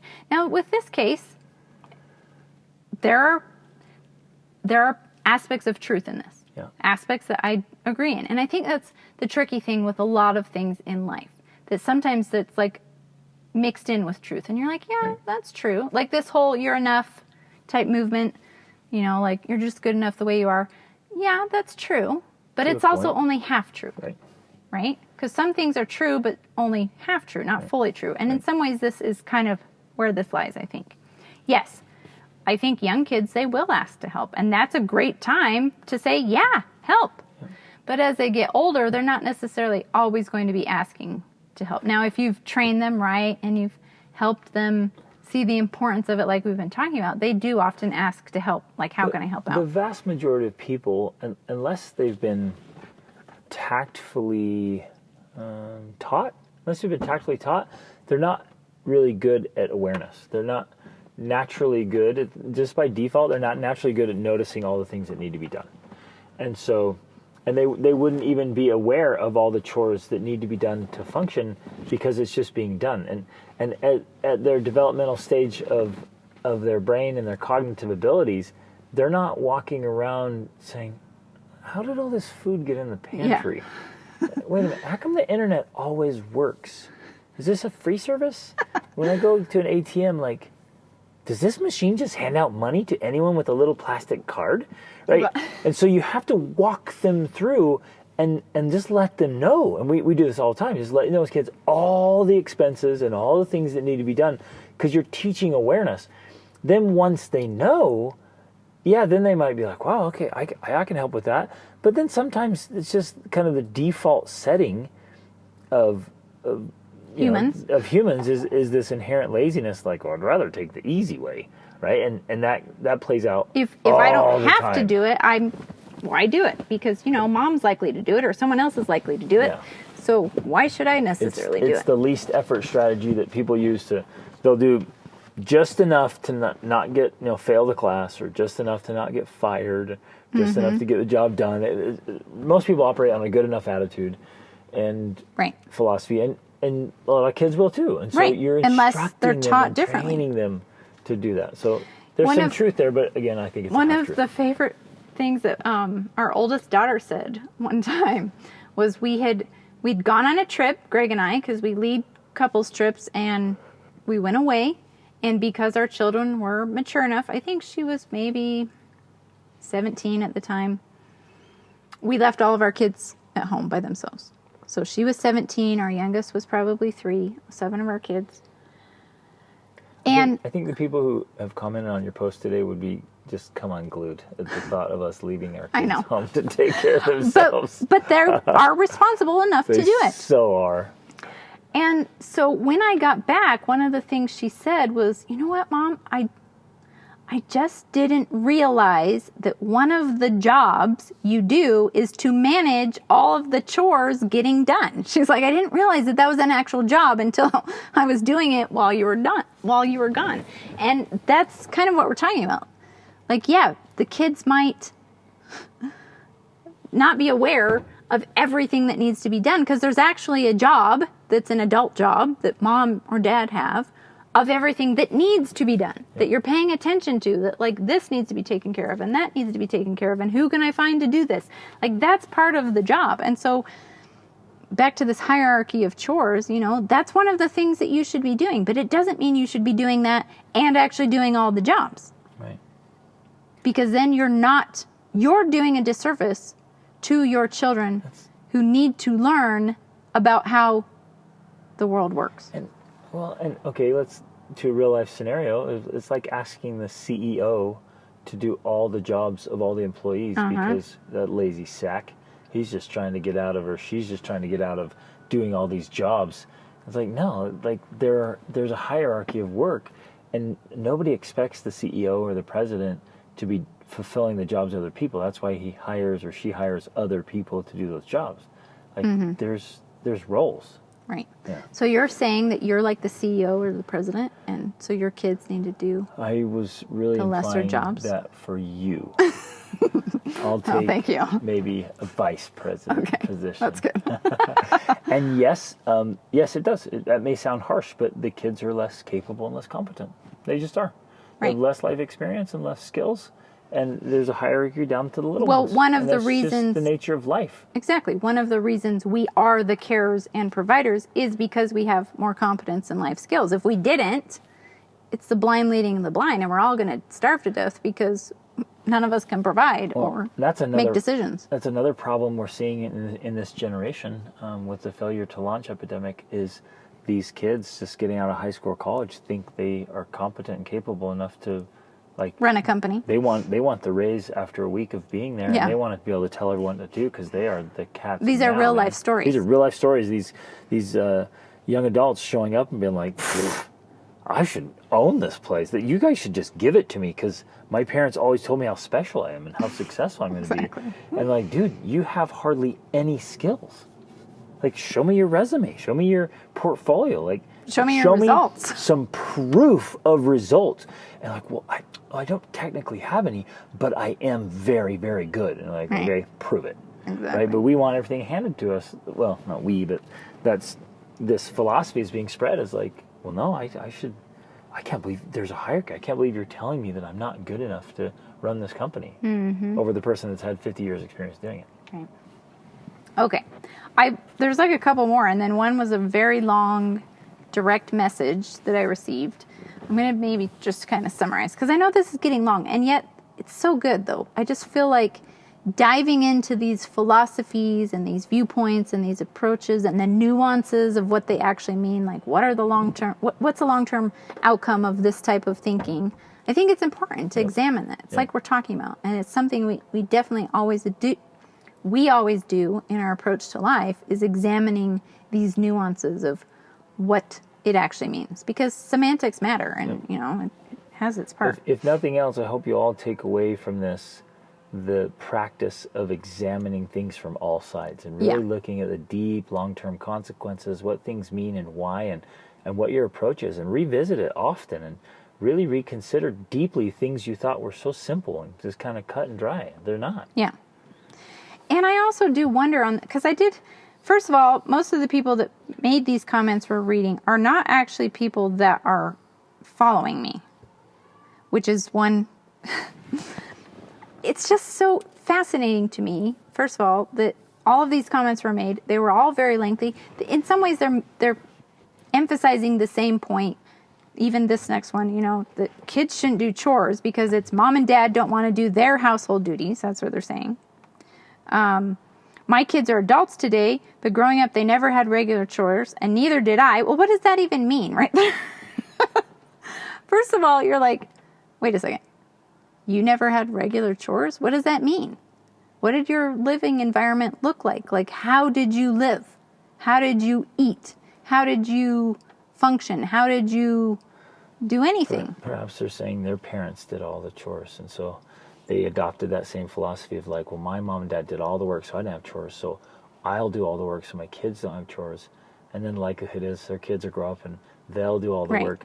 But my experience, and again, this is a vast experience across 5 continents, is like parents who do all the chores and all the work aren't really being parents. They're being servants. They're not really parenting and mentoring and leading and loving. They're just too busy doing all the stuff and things. Mm-hmm. That's just a reality. And like you can't argue that, because there's 24 hours in a day, and all that stuff takes time. And so if you give your time and attention to taking care of all the temporal stuff, then you can't give it in other ways. Right. So I'm going to make an argument that you doing all the work is actually a form of negligent parenting. Right. Because where are you having the conversations together? Where are you having the devotionals, the discussions, the one-on-one, the dates? All of that is a key ingredient, a key part of effective and powerful parenting, because you're actually there. It takes a lot of work to maintain a relationship and to help it grow and develop. It takes a lot of energy, effort, time, focus, attention, discussion, communication, conversation. And sometimes that happens while you're washing the dishes, but only if you're washing the dishes together, and not if you're washing it alone. Yeah. A lot of times that happens while other things are getting neglected. You're not doing the dishes or vacuuming because you're having a heart-to-heart conversation that needs to happen about something important. Right. And not even to mention all the educational stuff and a big, thorough, broad education and exposure and experience and adventure. Like, when are you doing all of that? Right. Like, how are you seeing the whole world and all those things and developing skills and talents and abilities in your own education? You're not, because you're like taking care of chores. Right. Which in that case can become an argument for kids not doing chores, which I get and can agree with that in that case, because sometimes, yes, like you mentioned before, the kids shouldn't be doing the chores because it's now taking away from their educational experience or their experiential experiences, their growth and development, their skills, which with the direct message I got, that was one of the things it talked about. In fact, it quoted a Harvard study saying that kids who do too many chores, it can affect their GPA. Okay, right, I get that. Like, if your kids are doing so many chores, they're not getting an education, that's a problem. Sure. That shouldn't be the case. That's just a simple time equation. They're spending more time doing chores than spending time in education. But hold on, I want to pause there. As though GPA matters. Well, that's a whole nother doesn't. discussion right there. We're not even going. Grades do not matter in the least. There's no correlation between grades and success in life. And happiness. And happiness, Happy exactly. marriages and families and being a healthy, competent, whole human being. Right. Nothing. Zero. Zip. Zilch. Nada. This isn't my opinion. But okay. But that's another day. podcast. That's another podcast right there. We can't go there. Chores aren't but they did say yet. So he said, my kids are adults. They didn't do any chores, yet they are very responsible and hardworking adults. Well, back to this thing we mentioned before. Well, what does that actually mean? Yeah. Because your definition of responsible and hard work, and I'm not saying that they're not. I just am like, I want a definition for that, because my definition of something could be very different from your definition of something. And that's where people can get confused, because you could say, oh, my kids are hardworking and responsible. And you think it means the same if thing. I saw some kids, I might say, no, they're not. This is my definition, and that doesn't equal. Yes, you're right. And I would also say that that's a great point. You don't necessarily have to do chores to become hardworking or responsible. Absolutely not. Yep. Right. Chores aren't a child's responsibility. Play is. I agree with that. Agreed. But at the same time, especially as we've already talked about this, as they mature, they have to learn to become aware of the own mess they make in the world and how to bring order to that chaos. So that's part of being alive. Those of you listening, at what point do your children start picking up responsibility for their own existence, and how is that done tactfully in a healthy way? These are things you have to decide and practice and implement. Like, where does that happen, and how does that incrementally go up, and how are you going to measure if it's working or not? So you have to think through all this. It's very strategic. And then it's saying, reading through comments on a chore chart page, I don't know where that was. It wasn't my post. I could not help but wonder, are people crazy? Why must a 2-year-old sort recycling? Okay. Don't know where that comes from. But I'm also saying, well, a 2-year-old could sort recycling. If they wanted to sort recycling, like, that could be a fun thing to do. Why is... they have recycling companies that do that. Okay, that's the other side. This is a great point, though, of like, any chore has to be relevant. Yes. That is so important. If it is merely arbitrary, like, or silly, I'm trying to keep you busy work, and... yes, oh my goodness. Can I get a little fired up here? If you have your kids do anything just merely as busy work to keep them busy, then lovingly, I'm looking right in your face saying, shame. With an angry emoji? I'm giving you the angry emoji face. Because that's just stupid. And kids, pathetic. There's so many great things in life. Kids see through that. Yeah, they totally do. And they resent you for making them do work that's, like, pointless. Yeah. Okay? That's one thing. The other thing I've seen, though, that you reminded me of by getting upset about this, is when parents use chores as punishment. Yep. If you want to teach your kids to work, why in the hell are you using it as a punishment? Yep. Because they're now associating work and chores with a consequence for doing something bad. Yep. Which goes totally against the approach we're trying to promote here, I guess, or present or explain, that you're trying to help children see the deep fundamental philosophy and reason for doing chores.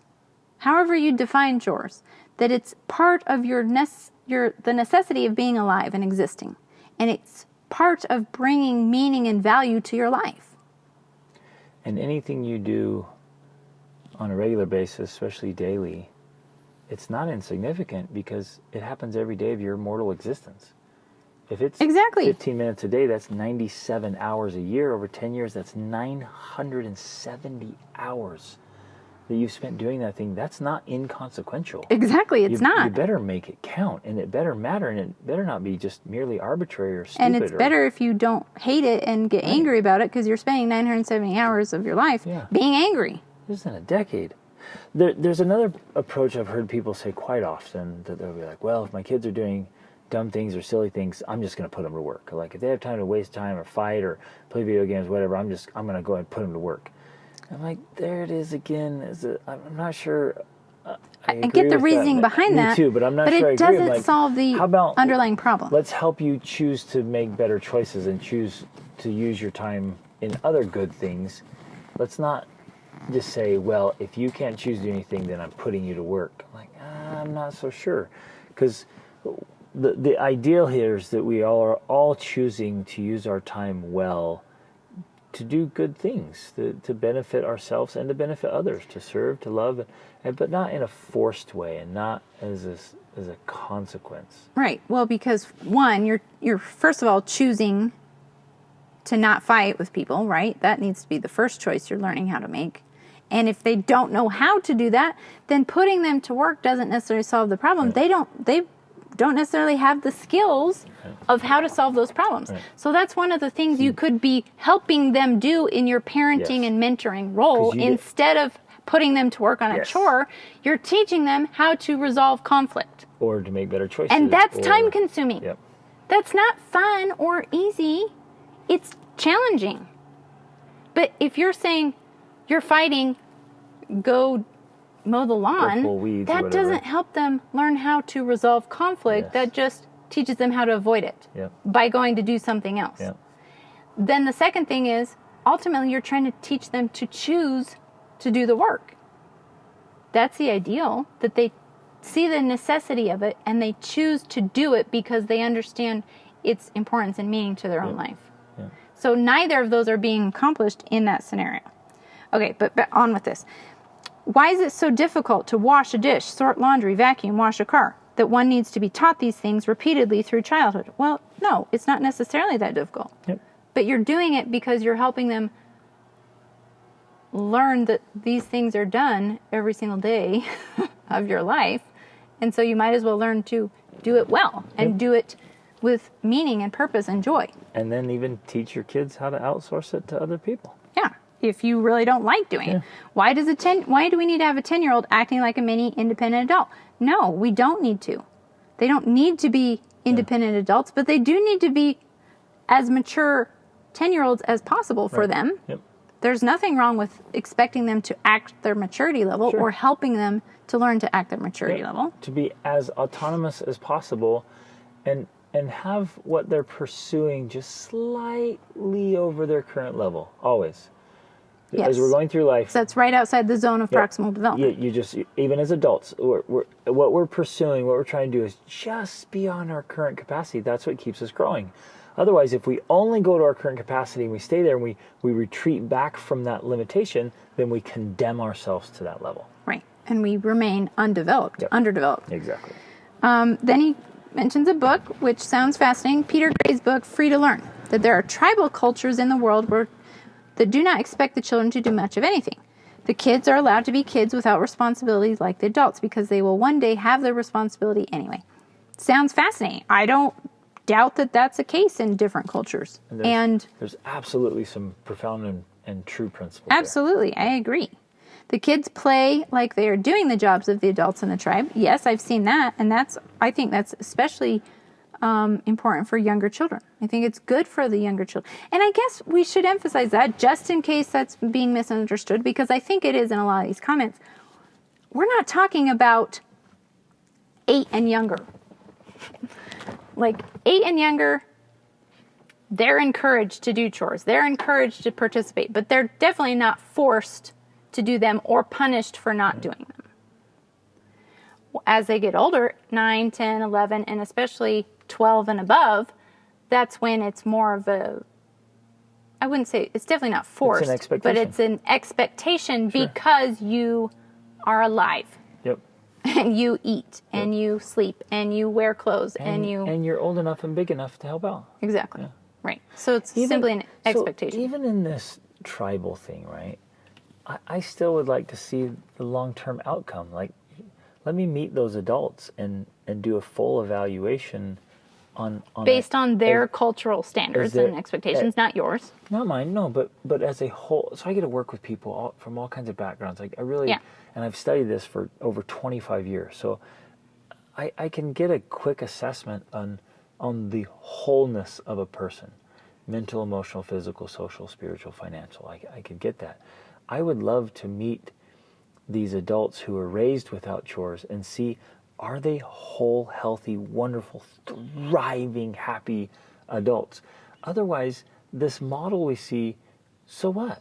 I mean, sometimes I think we grab onto these examples. Right. We see our neighbor. Oh, our neighbors did that. It was so they did this. So I think that's good. Like, well, wait a minute. It's only good if the long-term outcome is if good. it's good today and next week and next year and 10 years from now. Yeah. If 20 years from now, like, they are just thriving, wonderful people, and you can directly link causation to that philosophy, then you're like, okay, that's good. That's solid. Right.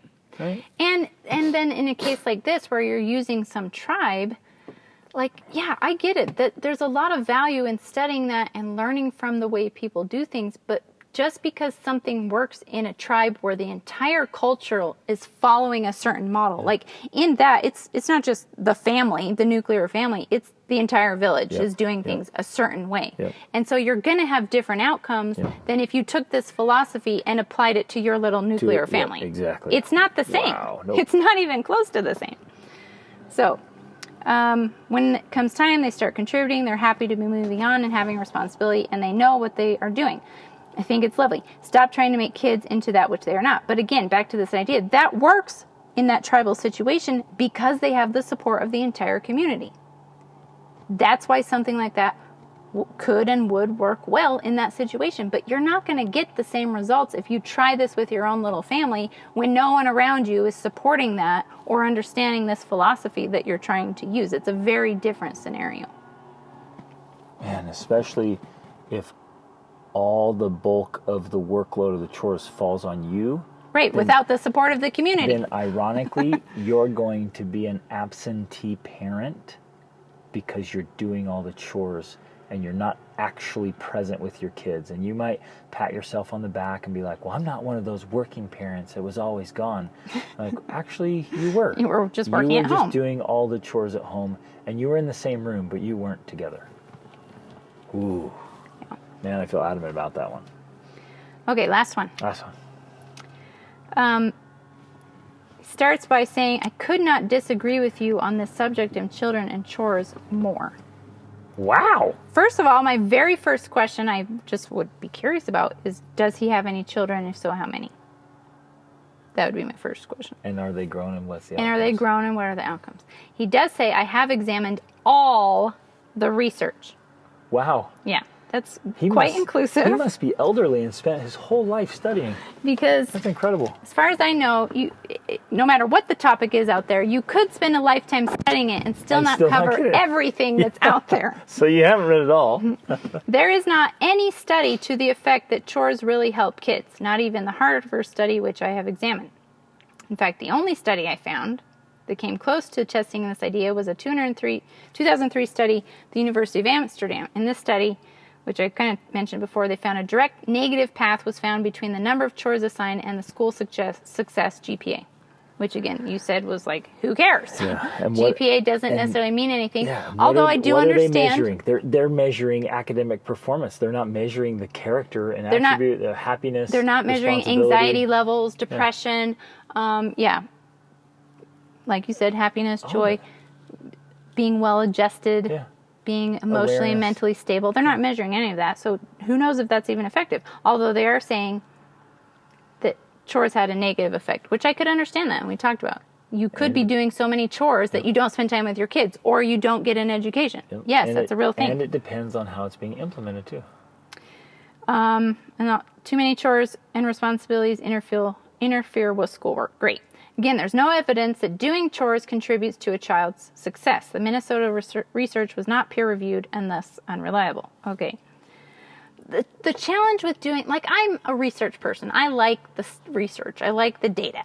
But the problem with data is that you can get data to back pretty much anything you want. And you can alter the data to prove your points sometimes. Well, it depends on what you're measuring. Besides the fact that it's difficult to study something like this, because what does it even mean doing chores? How do you define that? And what does it look like? And how do you actually implement that in a family? And how do you measure that that's the only thing happening? Exactly, right. You go into this culture that could just be, all scawampus with whatever. I mean, every kind of complexity of a culture, from trends to ideologies to mindsets to philosophies to religions to the lack of all of those things, and you're trying to measure chores. And they did chores and it had negative outcomes, so therefore chores must... A negative outcome on what? If you're only measuring grades, then whoa, what about the whole person? Exactly. And the other massive positive effects that chores could have, even if there might have been a slightly negative effect on GPA. Right. So I think it would be virtually impossible to actually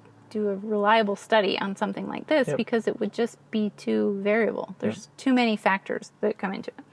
But based off the fact that he's done all of the research, kids should not be made to do chores. The housework is not the child's responsibility. Depends. Depends on the hierarchy of the housework. Which is the child's responsibility and which is the adult's. Yes, absolutely. The ultimate care of the house is for the adults because they are the responsible ones. They are the capable ones. They are the competent ones, hopefully. And so ultimately it falls to them. It doesn't mean that the children can't have responsibility. Sure. That's what I want to say. What's the opposite of this then? I agree. That children should have no responsibility because that does not lead to a happy and fulfilling childhood. No. And this is based on... Or a fully competent, healthy, fulfilled adult. Well, ultimately, which we're going to get into that because he keeps going. That's one of the things he gets angry about. I'm based on childhood alone, children feel, and this is based off experience, but also our own experience, but working with thousands of families as well, plus doing our own research. Not all of it. We haven't studied it all. I'm not going to be that bold. But as human beings, which children are human beings, you feel more fulfillment by being responsible. And so if you take all responsibility from children, they will feel less fulfilled. Well, that is the most fundamental principle and practice of a human being from childhood through adulthood, is to take on responsibility. Yeah, take on as much responsibility as you are capable of taking on. This is what Jordan Peterson preaches ad nauseum, which is not nauseum. I enjoy it, but take on as much responsibility as you're capable of taking on. And if you prevent someone from taking on responsibility because you determine that they should not, for whatever reason, because they're a child or whatever, you're being authoritarian in that case, and you are preventing their growth and development because you're not allowing them to take on responsibility. That right there is neglectful parenting in my mind. Oh my goodness. Okay. The parents are the carers and providers. Again, it's a very similar message that's being pushed out there, so it's fascinating to me, like where this wording is, where this ideology is coming from. Yeah. They're the carers and providers. Agreed. The children are not the help. Agreed. They're not the help, but they are also sovereign individuals who can and should be responsible because it's best for them. Kids should play, not work. Agreed. Kids should play. But again, we're not making a blanket statement that the same philosophy and work should be used on teenagers as it is for 2-year-olds. That's foolish. There's a hierarchy there. Schoolwork, including homeschool academic work, is plenty enough. Maybe. Chores are not difficult to learn. Anyone can learn in minutes. Agreed. Well, yeah, chores are not difficult to learn. Although to get really good at a chore, there is some mastery that's involved because, sometimes cleaning a toilet can take some time to really learn, or whatever. There's a lot there. Anyways, it's not the child's role to contribute to the family. I disagree with that. Every person in the family has a role, and every person in the family should feel that they are contributing in a small way. Even the baby contributes to the family by just bringing joy and happiness. Being cute. Yeah, by being. And so if they feel like they're not contributing in any way, they actually lose. Yeah. Every human who feels like they're not contributing in some way just rips them to pieces. And they have major psychological and emotional problems. And the problem is a child is not going to understand that or be able to articulate it. But and so you as the parent are inflicting this psychological worthlessness on them. Yeah. And they can't understand why. Oh, man, this fires me up. Because the underlying philosophy on this is, little child, little person, you're incompetent. You have no utility. Right. You have no use in this family. You have no role to play. You have no contribution to make. That is messed up. The best thing you can do for a kid is make sure they are and feel useful and competent and capable. And so he says, as for self-confidence, deep relationship, pride, this can be gained via many other ways. I agree with that. These include play, art, sports, family time, etc. Yep. Yes, I agree with that. But it still does not remove the need to feel useful, to feel that you do contribute in some small way. And this is psychologically based. Like, I could get the research from Jordan Peterson on this. For human beings, we have to feel that we are useful and that we contribute in a way. And so even if we have confidence and pride and good relationships, if we still feel useless, if we still feel that we don't contribute in our own family, that's going to cause psychological problems. Yeah. I think what they're trying to do is protect children. Kids, yes. And we should. Yes, absolutely, we should protect them. And protect them from too much work, where work becomes their occupation as children instead of play and learning. Right. And we 100% agree with that. Yes, absolutely. A child's childhood should be play and learning and life and exploration and fun, but also include a little bit of work, and it grows as they grow, because work is fulfilling. Right. Work is good. I guess the underlying premise here is that work is bad. Yes. And work makes you feel bad, and work robs you from other good things, and that's just not the case. Kids who are appropriately brought into work, they get such a sense of satisfaction and development from participating in work, and so they should. Right. And so I think that's part of the challenge too, is if you as an adult believe these things, that work is bad and it's painful, then in an effort to protect children, you might want to keep them from having to do these things until they are forced to do them as adults. Yeah. And that, I think, is part of the problem in this whole scenario, is that adults aren't seeing this in the right light.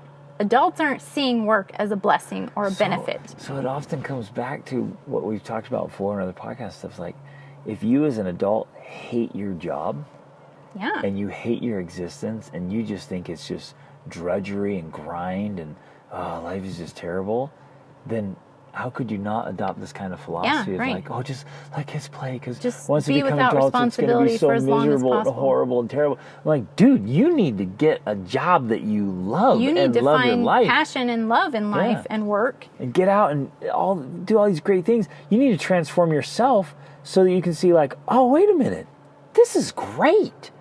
And we can start leaning into this wonderful journey sooner. Right, which includes this family community of work and love and joy and happiness that's taking place on a daily basis to exist as a family unit. When done well, is such a beautiful thing. It's actually a fun thing. It's actually, like, I feel like we have a lot of fun in our house.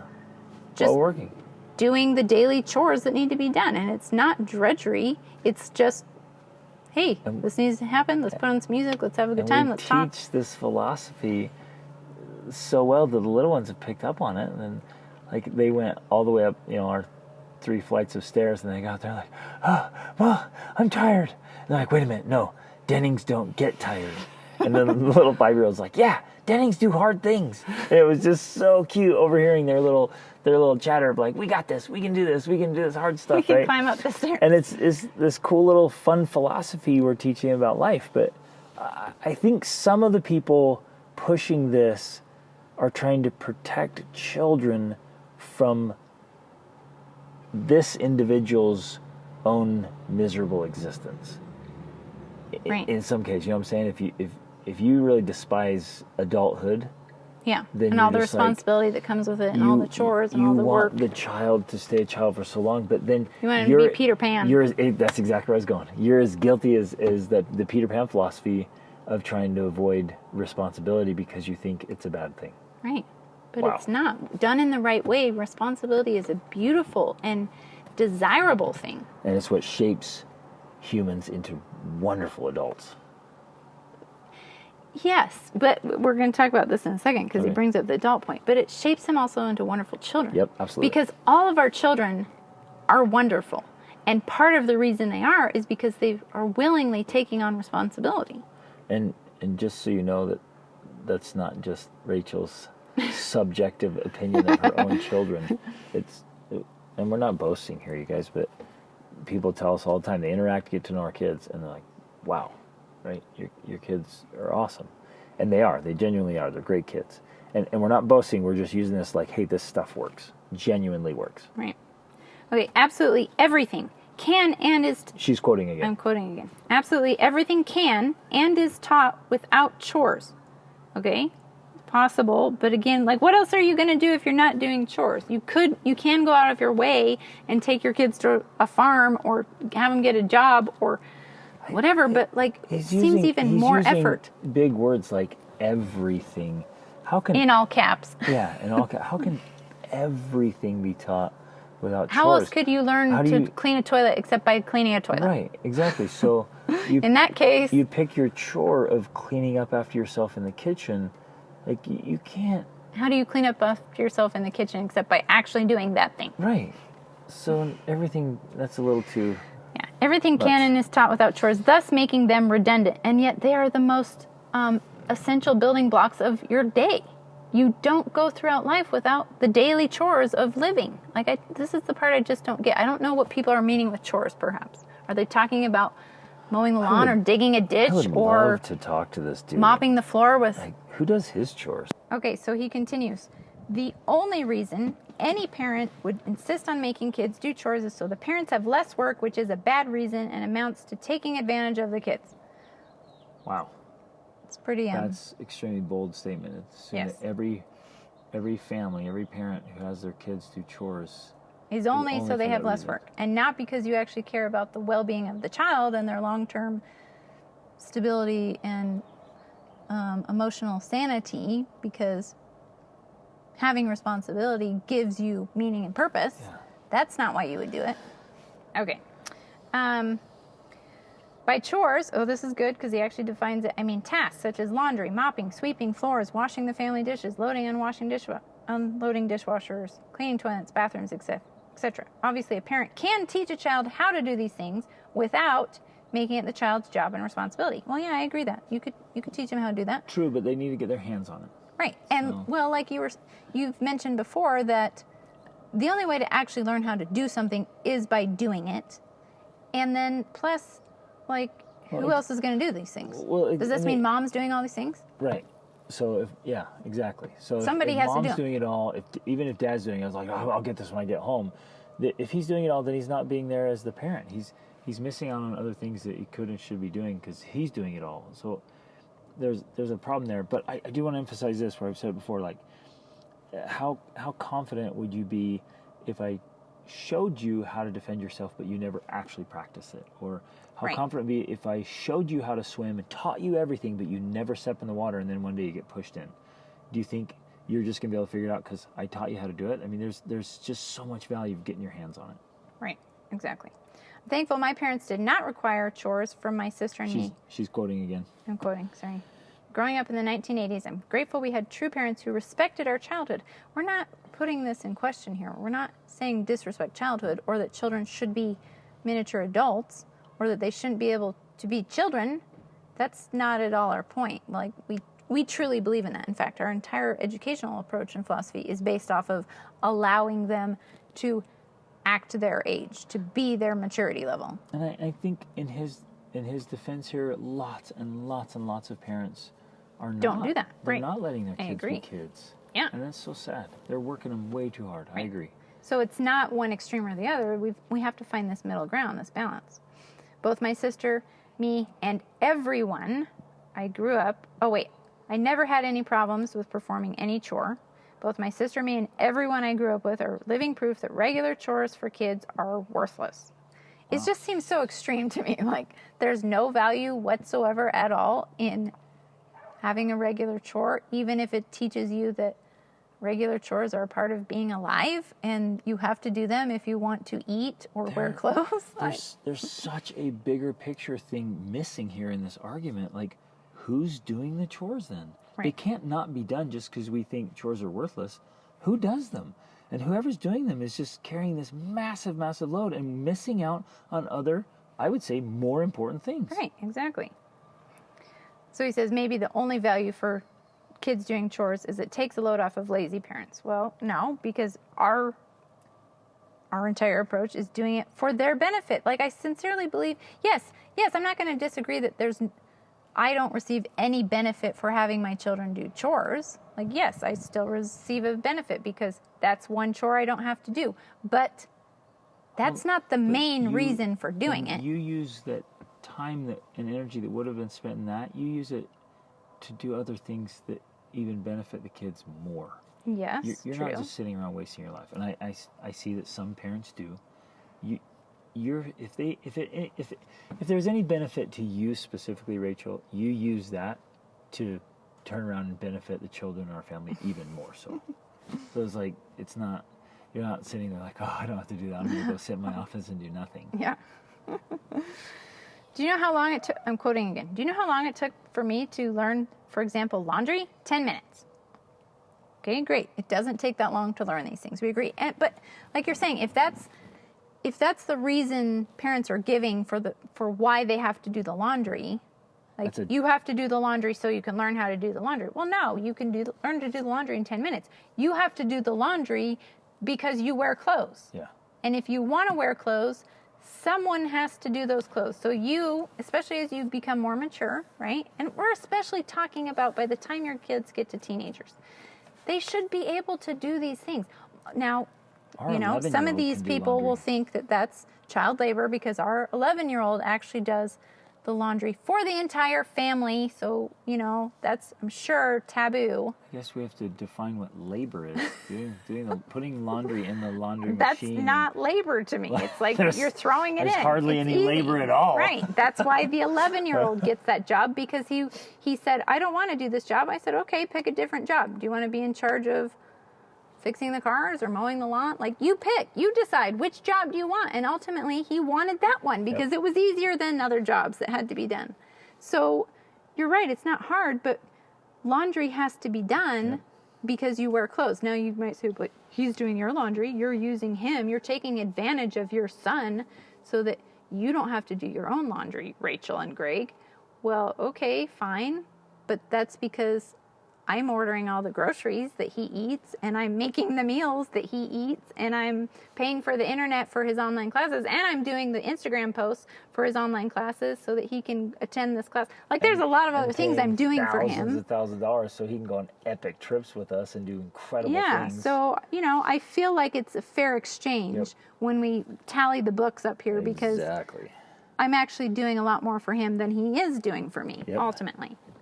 And so I do want to emphasize this, though, parents. If the reason you keep telling your kids that they're doing it so they can learn how to do it, it actually makes them feel stupid. Yeah. Because it's something they can learn how to do and do well in just maybe a couple hours even. If we exaggerate this guy's 10 minutes here, let's say it take a couple hours to learn how to do well. Like, if the months and years pass and you keep telling your kids, I'm teaching you, I'm making you do this so you know how to do it. It's dumb. That's a dumb reason. It's like, I know how. Yeah. I should be done. Exactly. No, I'm having you do this because you wear clothes, and this is what has to be done if you're going to wear clothes. Clean clothes, at least. Clean ones, exactly. And then the guy continues, I had the cleanest room at seminary, or everyone said so the nonsense doesn't stick with me. So his conclusion then is because his personal experience was, my parents never made me do any chores, and so when I moved out, I had the cleanest room, therefore you don't have to do chores in order to be neat and clean. Okay, cool. Great. Okay. Yep. We're not saying that that's the only way this formula works. Nope. But what we are saying is what you're doing living on your own are chores. You're taking care of your space and your things. And I think his argument is like, now that I'm adult on my own, I need to do those chores, but not when I was a kid. Right. And so then we circle back, like we said so many times, well, who was doing them? And if they were doing them, what were they not doing? Able to do? Exactly. What did your mother not get to do because she was doing your laundry for the whole time you were there? Oh, man. Because, ultimately that's part of this whole thing. Because your mother is a person too. Yep. And she has a life, and she has passions, and she has interests. Well, and if sounds she like maybe couldn't she do them didn't. because she was doing all the chores, because that's a parent's responsibility, quote unquote, like, I get it. But that's messed up in some ways. Not parenting. That's being the errand girl or the errand boy, or the maid or the servant. It's not parenting. And I think a lot of people see it that way. Like, my role as a parent is to take care of all the temporal things. Like, that for me is just selling it way, way, way short of what it means to be a parent. Exactly. If your definition of parenting is just take care of all the temporal needs and do all this stuff, you are living so far below your privileges and responsibilities as a parent. Agreed. Plus, as a person. Yep. Especially if it comes at the neglect of other pursuits. You are not going to be whole as a person. So in a way, I mean, all we're saying in our approach to chores is we're simply balancing the workload. Yep. We're asking people in the family to do the work that is equal to their maintenance. And their capabilities. As they are capable. Yep. Right? The younger ones require more maintenance, so it's more work for the parents. But as they get older, they take on more of that self-maintenance in order to lessen the work for the parents, so the parents can continue living as humans, as people. Yep. Which I think is fair. Well, and important. And important because you're modeling modeling for your children how to live as happy, healthy human beings. Yep. Who aren't just the servants of everyone in the family. And you're modeling for them how to be parents and still have a life. Exactly. And still be a person. Right. Instead of, look, this is what you get to look forward to, being somebody's servant. Exactly. And slave. Why would I want to do that?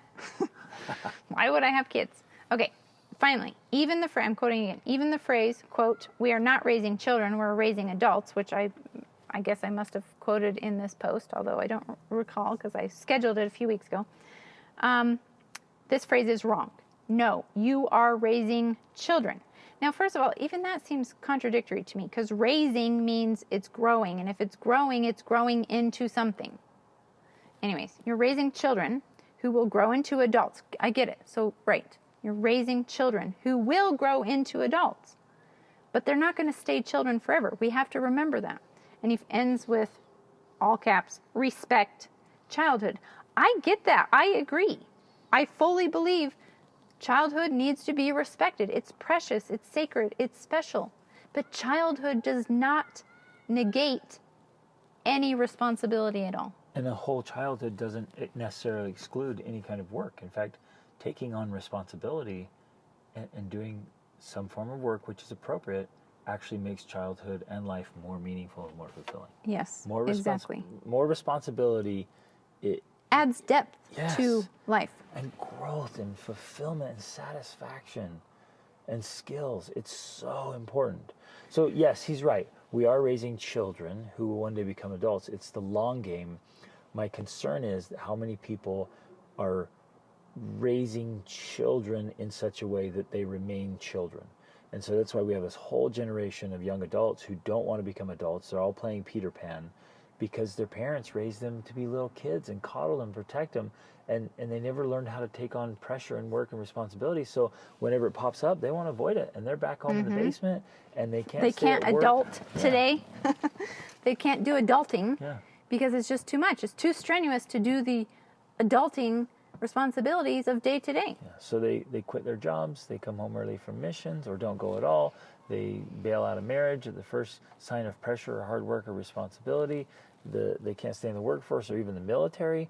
I mean, it is a massive, massive problem right now because parents have been parenting with this, my cute little child, be a child, and it never changed. So 18 years at home, they just still act like little kids and everyone's provided for them, and they're so entitled and enabled that they can't function as adults. And so you've robbed them of a full and whole childhood. Right. Yeah. Ooh. And, back to this phrase. We have used this phrase before, so whether it was in this post or not, it's definitely a phrase we've used. But what it's meant is that you have to raise your children with a long-term focus on who they're going to become in the long term, because otherwise you're short-sighted And you can use strategies and approaches and philosophies that don't produce those long-term outcomes that you want, of having adult people who are still your children, being competent and capable and whole mentally, emotionally, physically, spiritually, socially. That's the long-term goal. Chores is just one aspect of it that can work well. Now, granted, there are some cases where not using chores could work out fine. Yep. But I think it would have to be in a sense where there's a culture built around that supports that and that helps that outcome turn out, not in a isolated nuclear family, non-community supported approach that, isn't going to help that outcome be achieved without the chores in place, without the self-responsibility in place. Yep. And ultimately it comes back to, this is one piece of a very complex puzzle. Exactly. How does it all fit in? So if you guys are still listening after this very long there's been a long philosophizing just on chores. Who thought we thought we'd be done honestly, 10 minutes. We could do this on practically any subject. So if are you're we still surprised? Here, you have really earned a big hug from me the next time I see you. Or at least a happy smiling emoji. Yes, you get the happy smiling emoji. But we love you guys. Thanks for being here. If you like this stuff or you know people, share it. Spread it around. Let's get more people thinking about chores and parenting and just getting involved. So philosophizing. If you want more help around it, we do the Extraordinary Family Life Group coaching and education coaching. You like philosophy? We got more. That's right. But you guys, it all matters so much. It all matters so much, and it is complex. And everything we do has a long-lasting effect. It'll play in to big pieces of how we enjoy life and how our children grow up and who they become. Love you guys. Reach out.